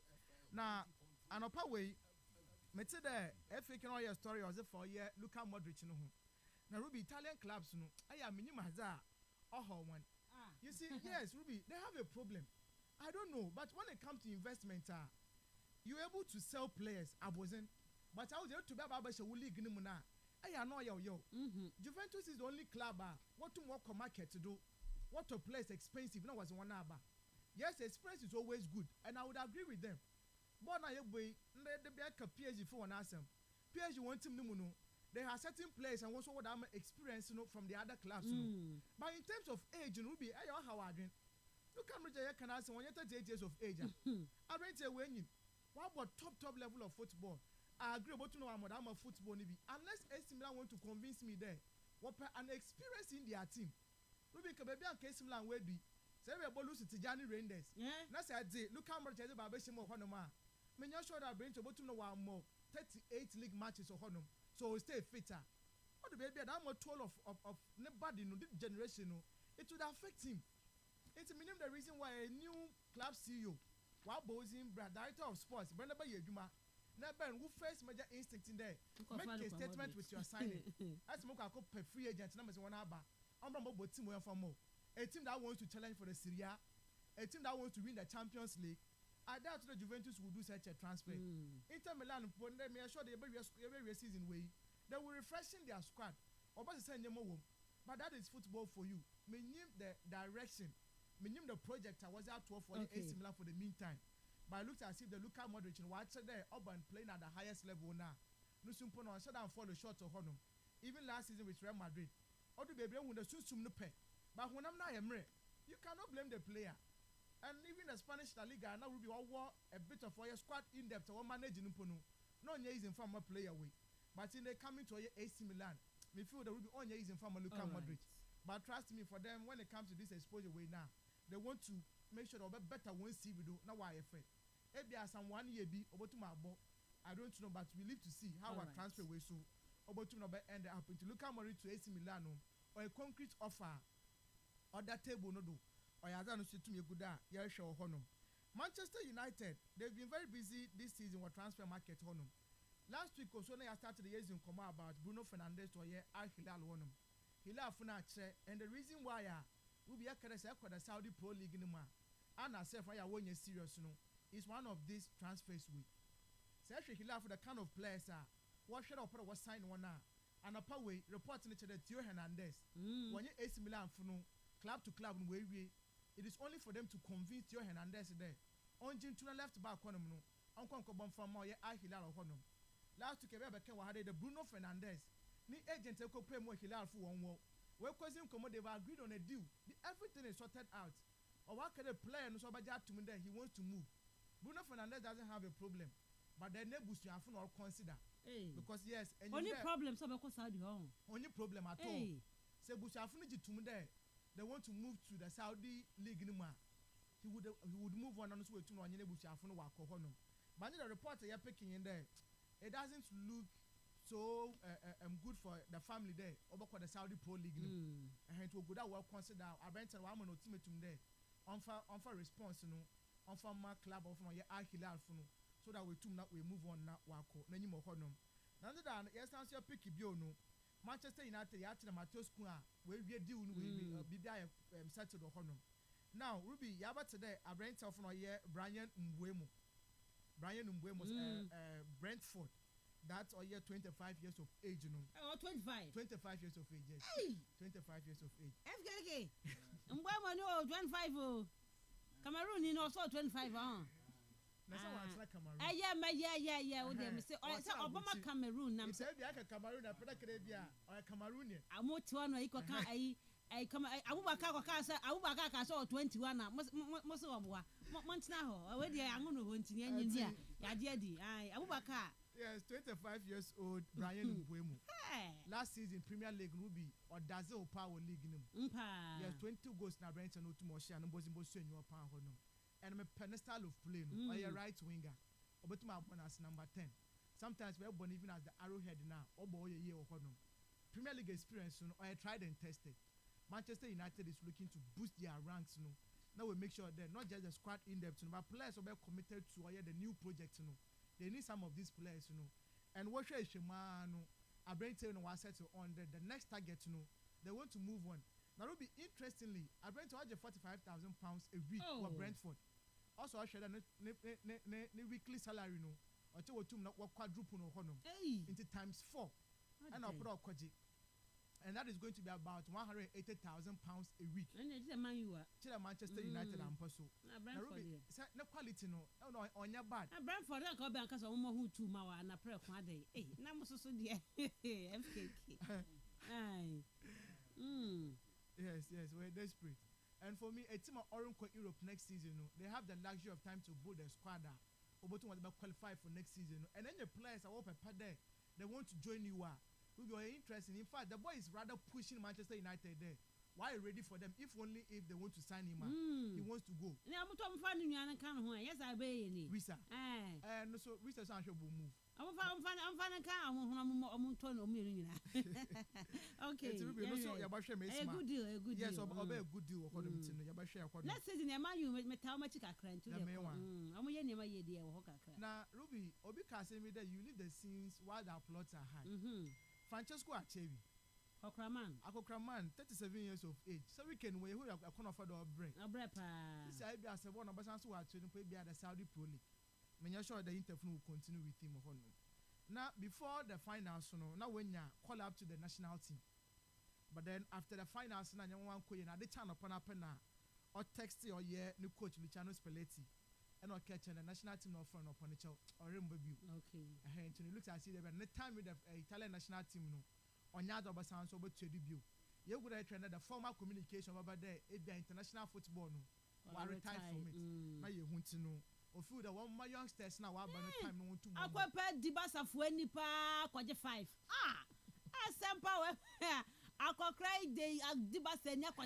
Or what you can cry a day. At Kayokoti a day. Boy, a poor 90 plus ya point you akwa take akwa entry that okwaje 5 even I won't call that national team am pebe fa Heti Francesco Achewi catch manager the national team international break when he's not joining the team cuz Ogudo reach Aroho and I'm sure about consider they be a national team position so it's that would be the end of a young transfer nyame watch na okay PhD story even time you to years won come on all right me that say Osman the Venga and what they call Amanone and 70 muno nyame admo chembe to say ya wie season into ne ba na ya ba hwem say FK na kala me ya mala asem no ya wada I'm hoping say be between the commentary na on that big game no UEFA Nations League semi final no e be gigim say Dembele kan ho bia ho yes Dembele no Dembele kan out is out ahona la me ya ma be kya kwan say ball no ndo say FK story ne ba o say almost omo ye dede a omo ntwan nyame adoma ya wada no that is a confidence ya wada no la me ya ma say wada no be kire mo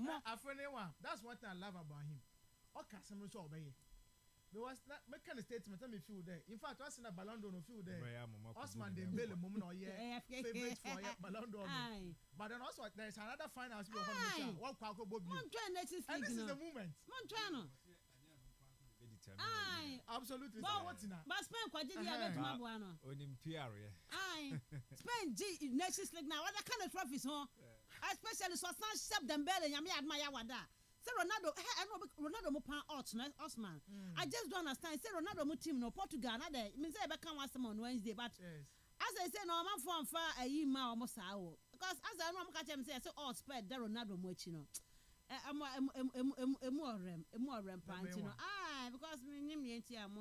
but Ruby, since I said the Portuguese player in the European one, number Fernando Santos, is it no?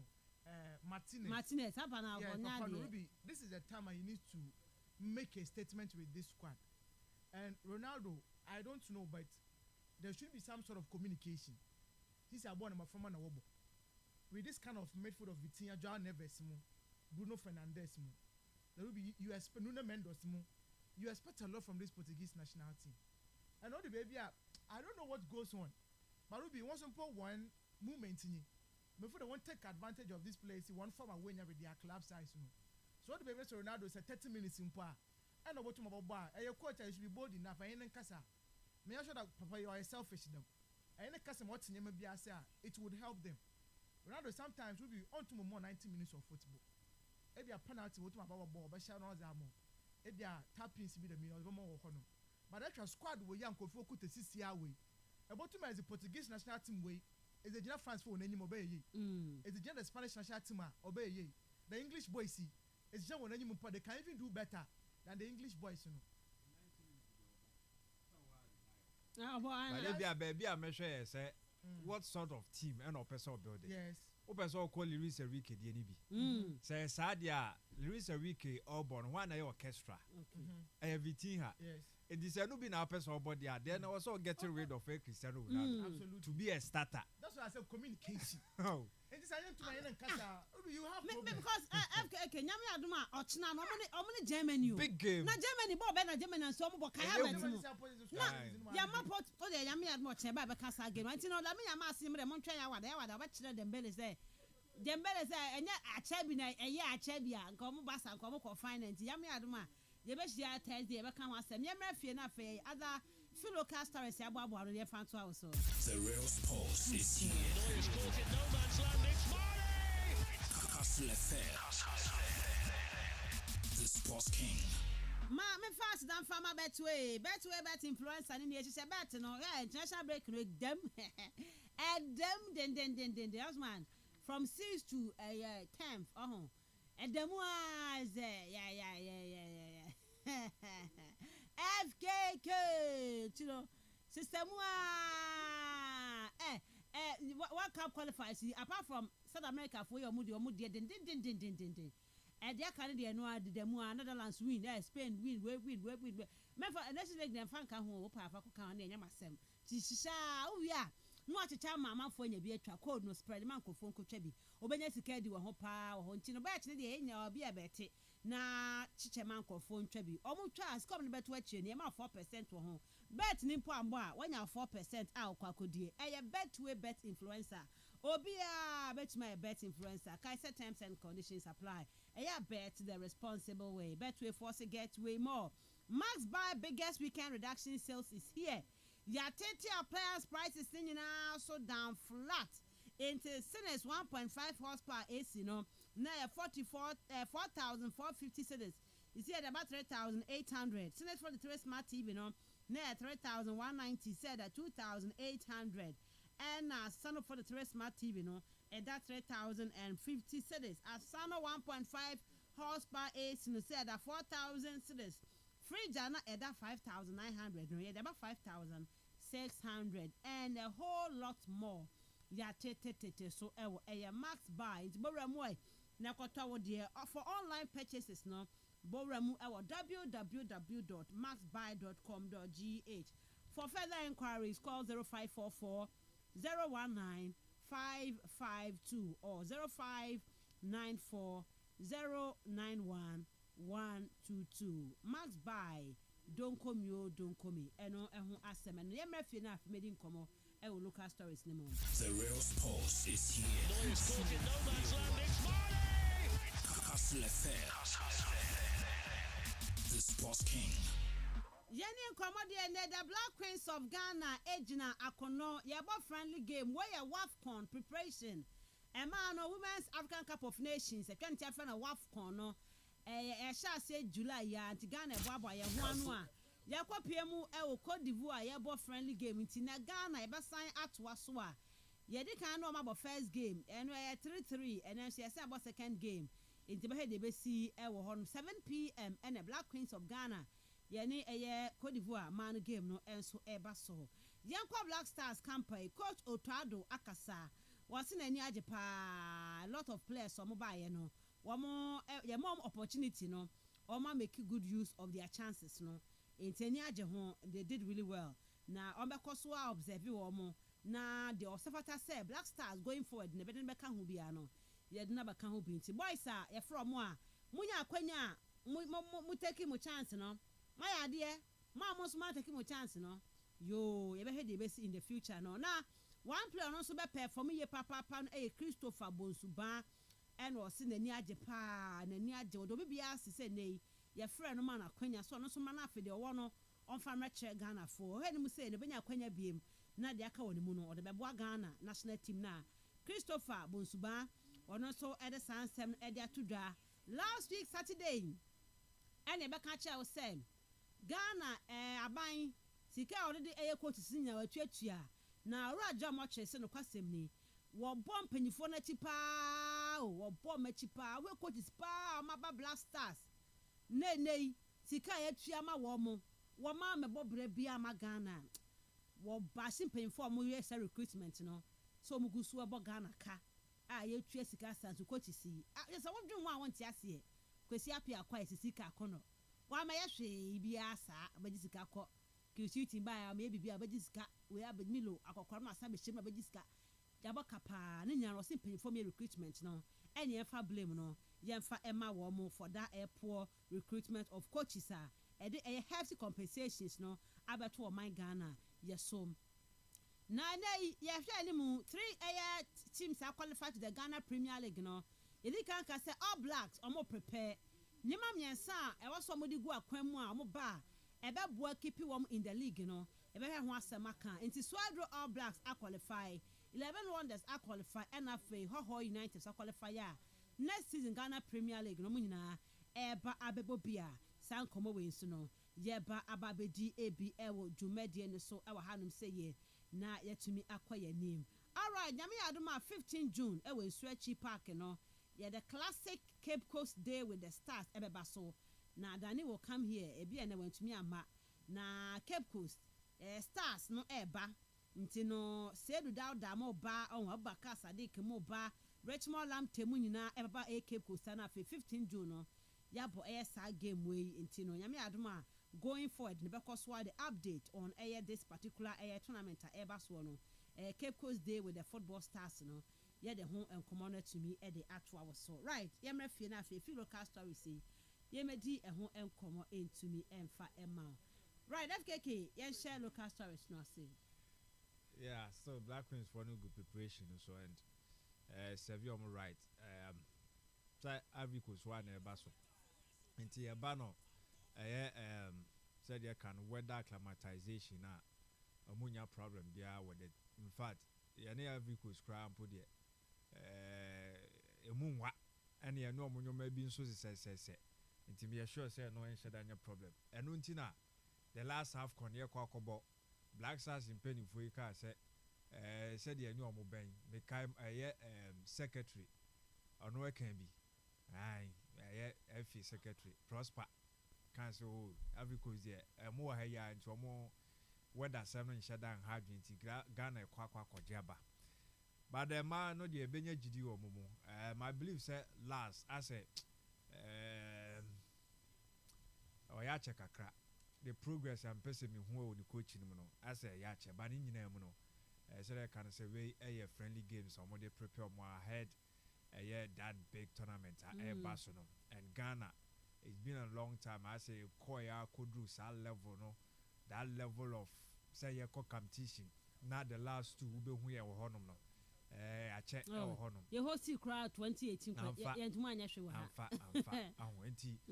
last one bibi na jide nyina we nora halftime senka nora ne daswo pa sabre na nka oye adwuma no besi sampempe so na jide ne se ka Black Star bia wo ka favorite no a odi omo beka ho no na nka e wo soro ba ne nyina mu no the build ye de to honum no me sure say last ba no nhye dan nye nsisan no bebre but then ono nso ne die kakra owo no obetimi dia baba bebe count ye nim how on my team say ye adwuma achenti I feel so was experience so 2016 ye did third yes asa so the Chantel and the likes omonyiro mo ho no mo show mo ho ye into sa competition e ba so no why omonya that friendly no mo e born and Africans for e be bo ma ba say omo aveli omo ho e dia ma say sa two games no omo enchire first one here 33 because it means say an attack no prolific on any day bia no betimi a share goal or 2 or 3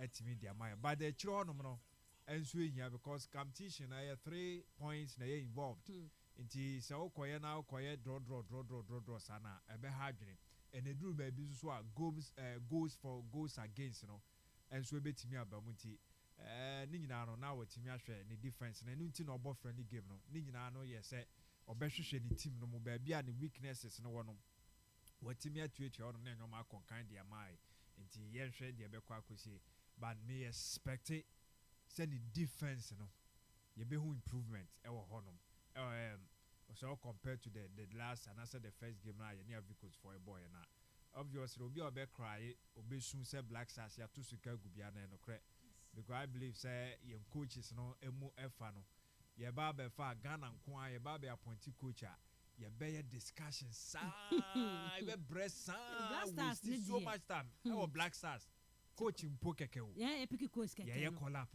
ase o ensem ho ye o musika sema ensem ho na se Black Stars nko a de obi anim de o nti o hwehwe se coach Kwesiapia free honom na sa wo so kwa akofo obi na sa wo pese wo improve team na you don't go for Sika Kono.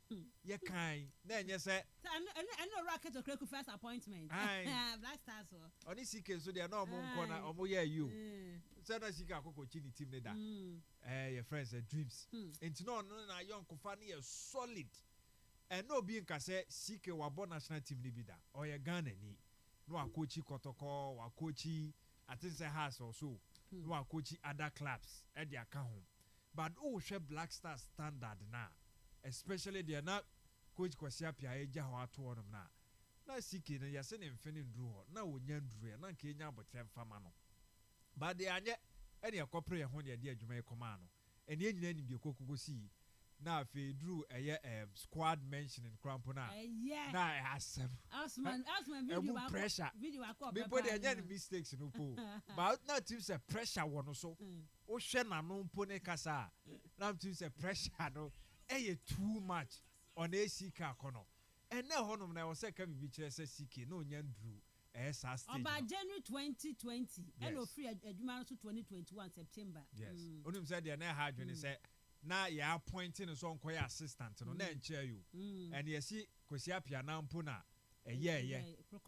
recommend ye and empenifo already Ketu Kreku or any padada mintim kaso any boy or any paddy dada or you'll be on in a year jumada no more sa cordial relationship no inti ambre like omwambre and omwaravi at that decision is say onko boa okoya anche bia any say yes ono so ampupunity so me ba say me ba bision on the job on said they do maybe na maso kunodumu assistant ejina mu an san e do maybe ompo no ye mo kwan so mu jada guards ye mra no mo ye interim so at ya some be stop guard ya mfa adwuma na ansho mo sa so mo nya ne permanent hwe ye selastete ono mpo emra obe ye substantive kakra no ye hu se no a wa coach under 20 edo mo akọ work out bia akọ the Black Stars no aba be ye assistant ansa ne duru rebi no ya de man say onjina mo nhwe akiri kakra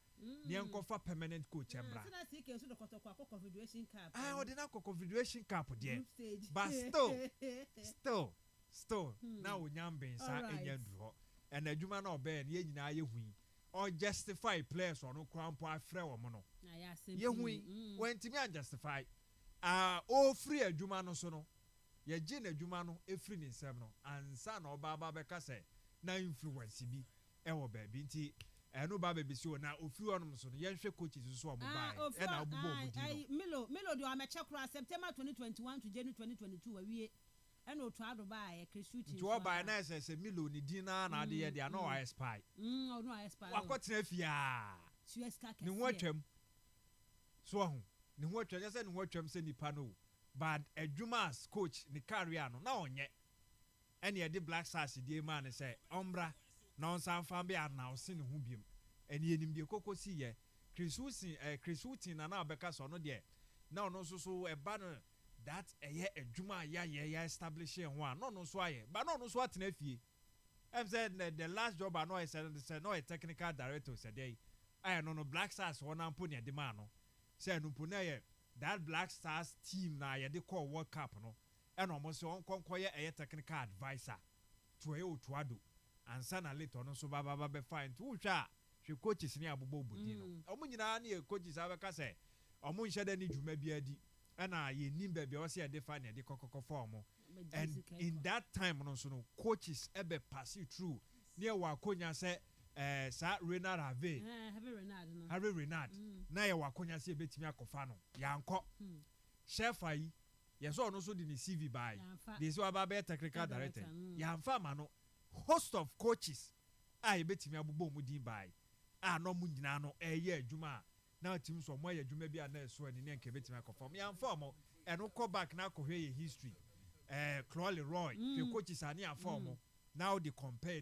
na ye nyini na ye kɔ anim no near de ne pese akofa coach bia ne mfie no akɔ akiri akɔ animu no no so adwuma no nsa anye nti na ha adwenti for me I think say all right ade ya hit ade no on the nail no said the next city asma wa kai na me hwɛ man no ball no na me kɔ hu France Spain last man game am boy no almost share Belgium 5. To me, also no baby na gina Tottenham. No mo coach no do mo ko G friend awenfa. Na so me ko ready. O mo coach o do mo ko G World Cup no. On na se o ye Morocco for national team man coach. I be say, "Hey, how heavy that just say I was surprised." Spain man coach o do mo ko G World Cup. Kiss be mo no. Who sam e buy. One year Morocco for coach. Ghana have a first coach. Ghana Obeda kwa Osman as money is talking. Indeed. Money is talking. No first paramount wunya. But coaches ni bi o mo interest no sha. Na so no mo trans na so show project na so convince na. Eya no nhwe sika ne bebre. So ti obi ti say Harvey Renard. I mean at that time I know person oba no na ni sika no be kosoro de. But na enye bebre sa. Enti na o compare. Na ka betimi akọ no ye establish. The reason why money is talking in there. So coach but your quality enough. You cannot manipulate this kesemo. Dabi. Mo ba jina banana ebo. Na dwuma no so obe no so ntimi manipulate no. Absolutely. It will be yeke. Yan former Black Queens head coach be Akatesi. Nora Hudson. Okay, Nora. Nora call Zambia. Recently was start to complain hono. In fact Ghana play better. In terms of our coach what trying to call. So no one should. In terms of some coach na call investigations here. Ebe anka wan cause Zambia hono. Inti them intentional say inti me there. Yeah for coaches be mbra, why you substandard. Na Milo ya na ya can ask him. You put telephone nyejuma bi ante. Milo bana say any zoom come na catch Milo there. But so much you more $40,000. Ruby, them is camp not even them is go be one in inside na bada mo na. Uncle Moses be akoro one chanchen. And absolutely we know ourselves will come have. What we do. So orange for kunis ka direct limpa. On you know about my influence in there. Agents around Ukumade. Mo for me play mbra. Na sika kuna asma na Eric. So indirectly people benefit from such appointment. And that is our problem and in football no. You to me enko enyim. Okay. Enti sa na city e we dey call bonsu so. Bonsu. Wakasa na ya welcome no. Me dey mun so wa justify no. Of course. The next call up bia otuado ebe no. If says or feel say or friend e be ya on friend no. And in fact, you catch them some friend no. Because omo baba be justify your inclusion.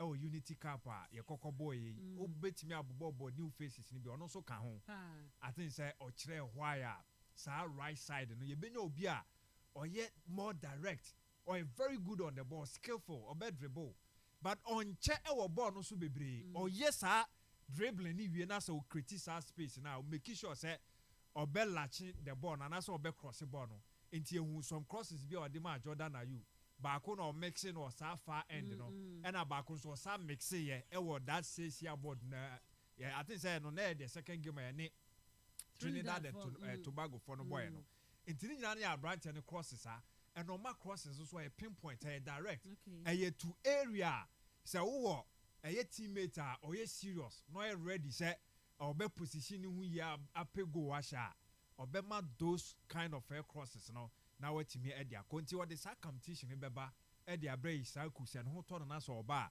abranti e friend no ns niama ono so no turn us or bar sa area honum na no munyina ebo I think sa abranti no so mo anyro mo beba be starter ahead of them they should be serious I feel so watch ready me what I said we see describing now no one can say any day and the fact say wababa justify no good news at the Magana until and 1-7 no but 3 clubs no more bano omonim de also mo ye the usual future na and anye biano your history no or your records no ho omo buy no baba bekai no ye benya bibia ni Gold Stars ye benya Samates Adriana Stars mo by 209 omo da so wom na hwan nations so ababa bekem enti we de bebre honom so omo betimi omo bompi no omo de na mo ye mo akam no se nya no so e ka bia kiro mo musika sem no mo meye ni yie esan say players na mo de omo aba no mo nko antimi ma me bomfa mo nkam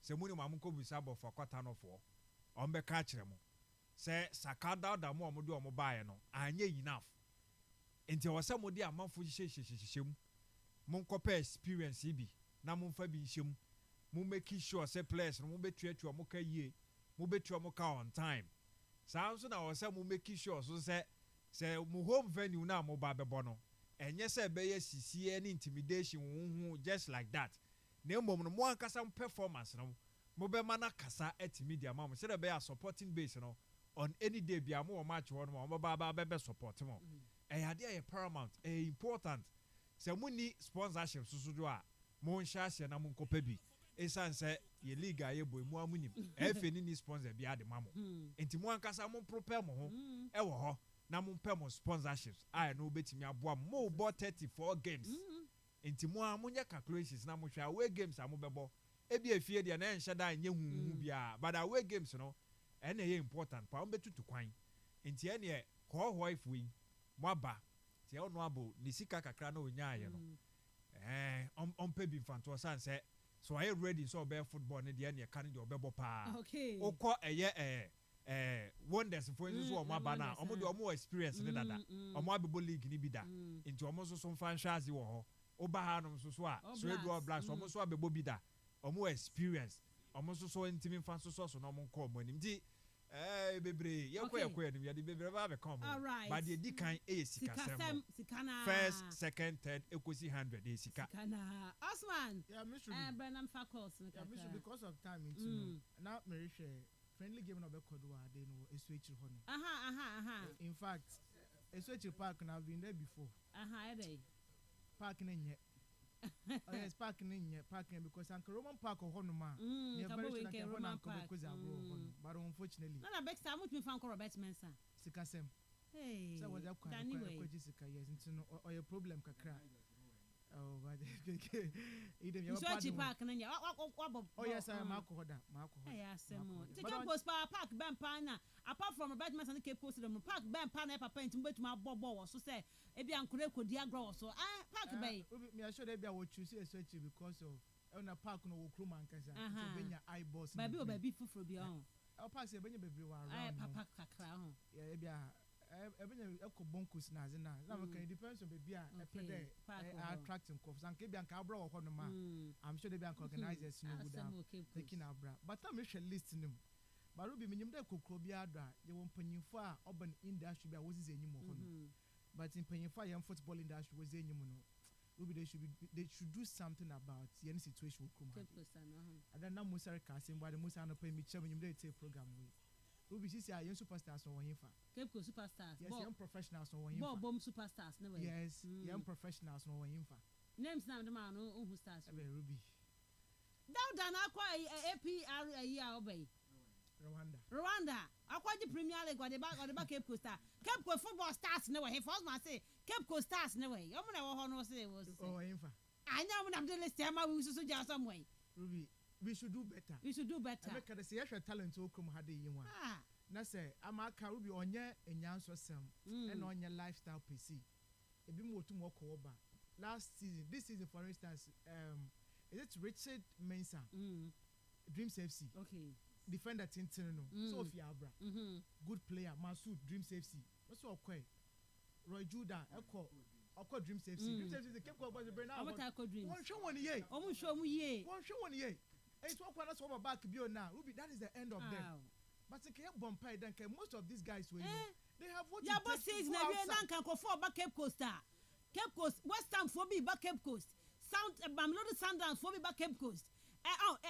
Osman, Sabina Osheshe. Of course. Sabina Osheshe. Of course. Serbia. Ice Womb. Cape Coast, Ice Womb. Ice Womb. Yeah. Mami Fakos, 94 Brasubi, 0244 408 046, 0244 408 046, and 0244 408 354, 0244 408 354. Mefa Kos Kakrana Fe, one so Efa Adventure, Efa Brother, second part of the show. Conversation ya having no so. Hello, good morning. Good morning, Joby. Ten Hag in here. Ten Hag get you. Eliana and Pedro, my friend, and Captain. But it's only end day. It might get through. This will be journalists or football journalists or when I saw to my home. Was a petition was a because of the nature of the football if so you can't you guys can't talk about it again. You are tired of talking about negativity all the time. Okay. Because now the vacation in there a boy a journalist one come on once and papa now every day say bobo next the master misa have a positive as some the boat my back apart from the negative headline stories now then call Falcon Wavy Park. Obi some Bobby Wavy Park or a negative story, and this is the story you don't want us to report. So if you don't want us to report, if you don't do anything good, we wouldn't report on any football issues or could Ghana have game. This is going to more yeah. I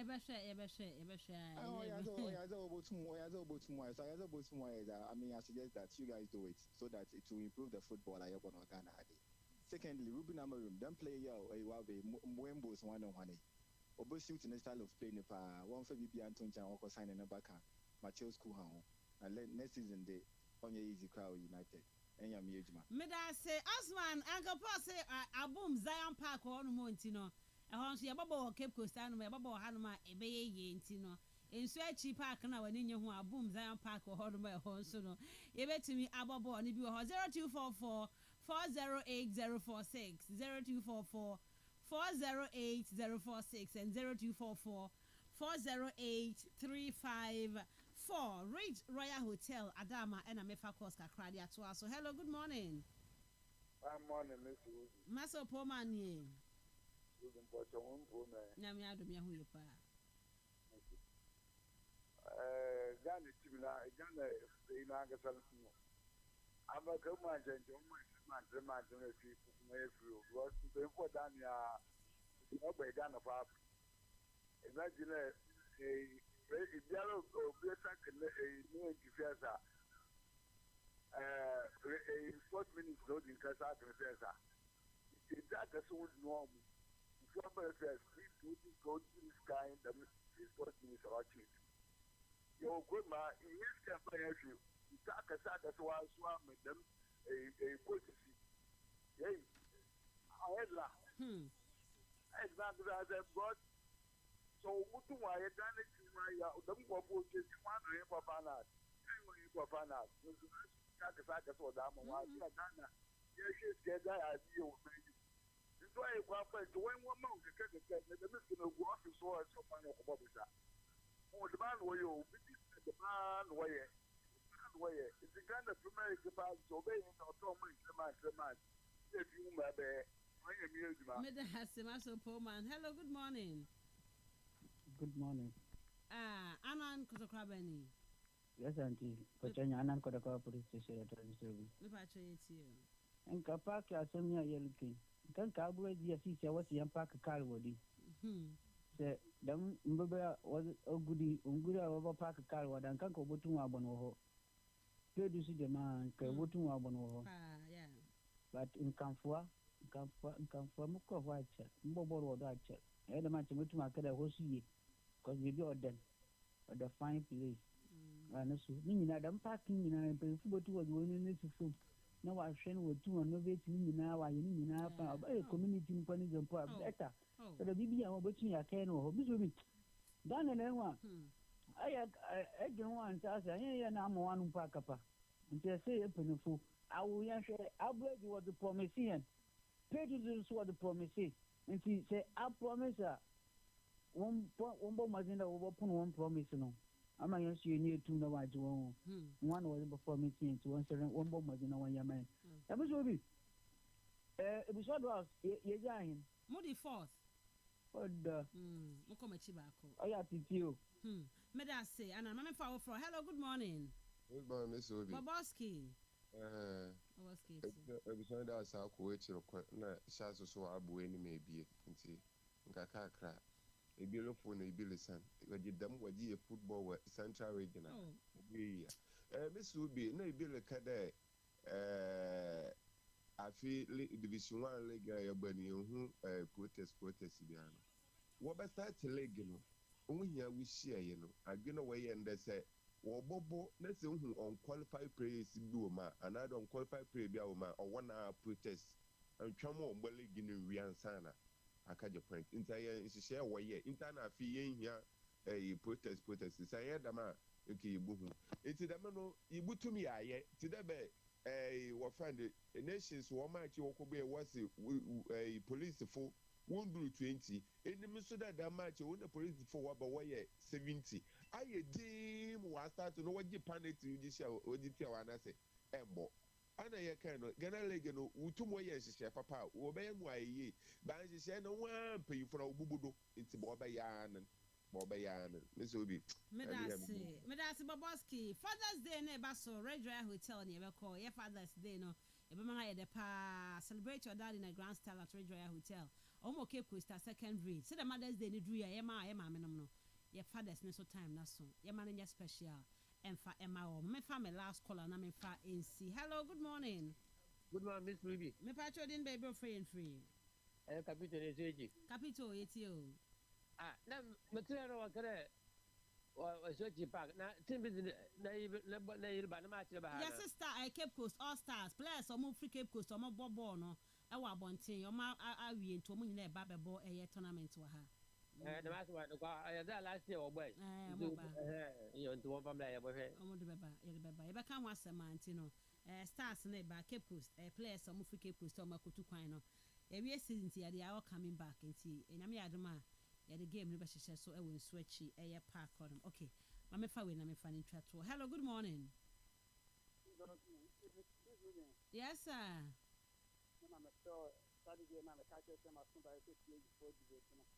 okay. Okay,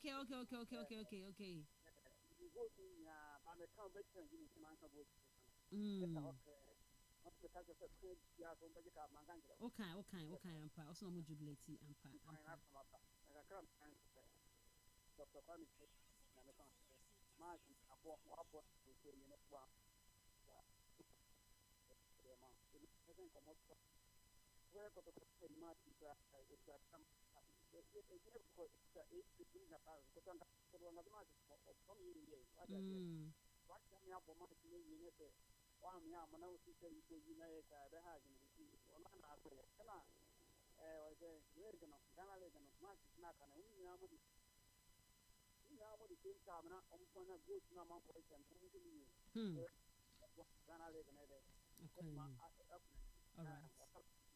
Medase okay yade aye show next wa ha Royal Hotel Father's Day package ni 400 Ghana cedis for papa bra buffet insuo local drinks ni na ho no mo ye wo gift assign the man live music performance kan ho be trade transfer ni ade anti Father's Day na show 15 June o papa man na ninje fa na Royal Hotel ukunu fa na ninje fa na Royal Hotel kama pa papa so okoda ho or relax rest treating hostel Kena and also no your accommodation rate to honor single near 1,750 double your 2,400 a Royal Hotel and your more baby Father's Day no a honor and a bed pa for more inquiries call 0312 003 222 and 0501 672 908 Red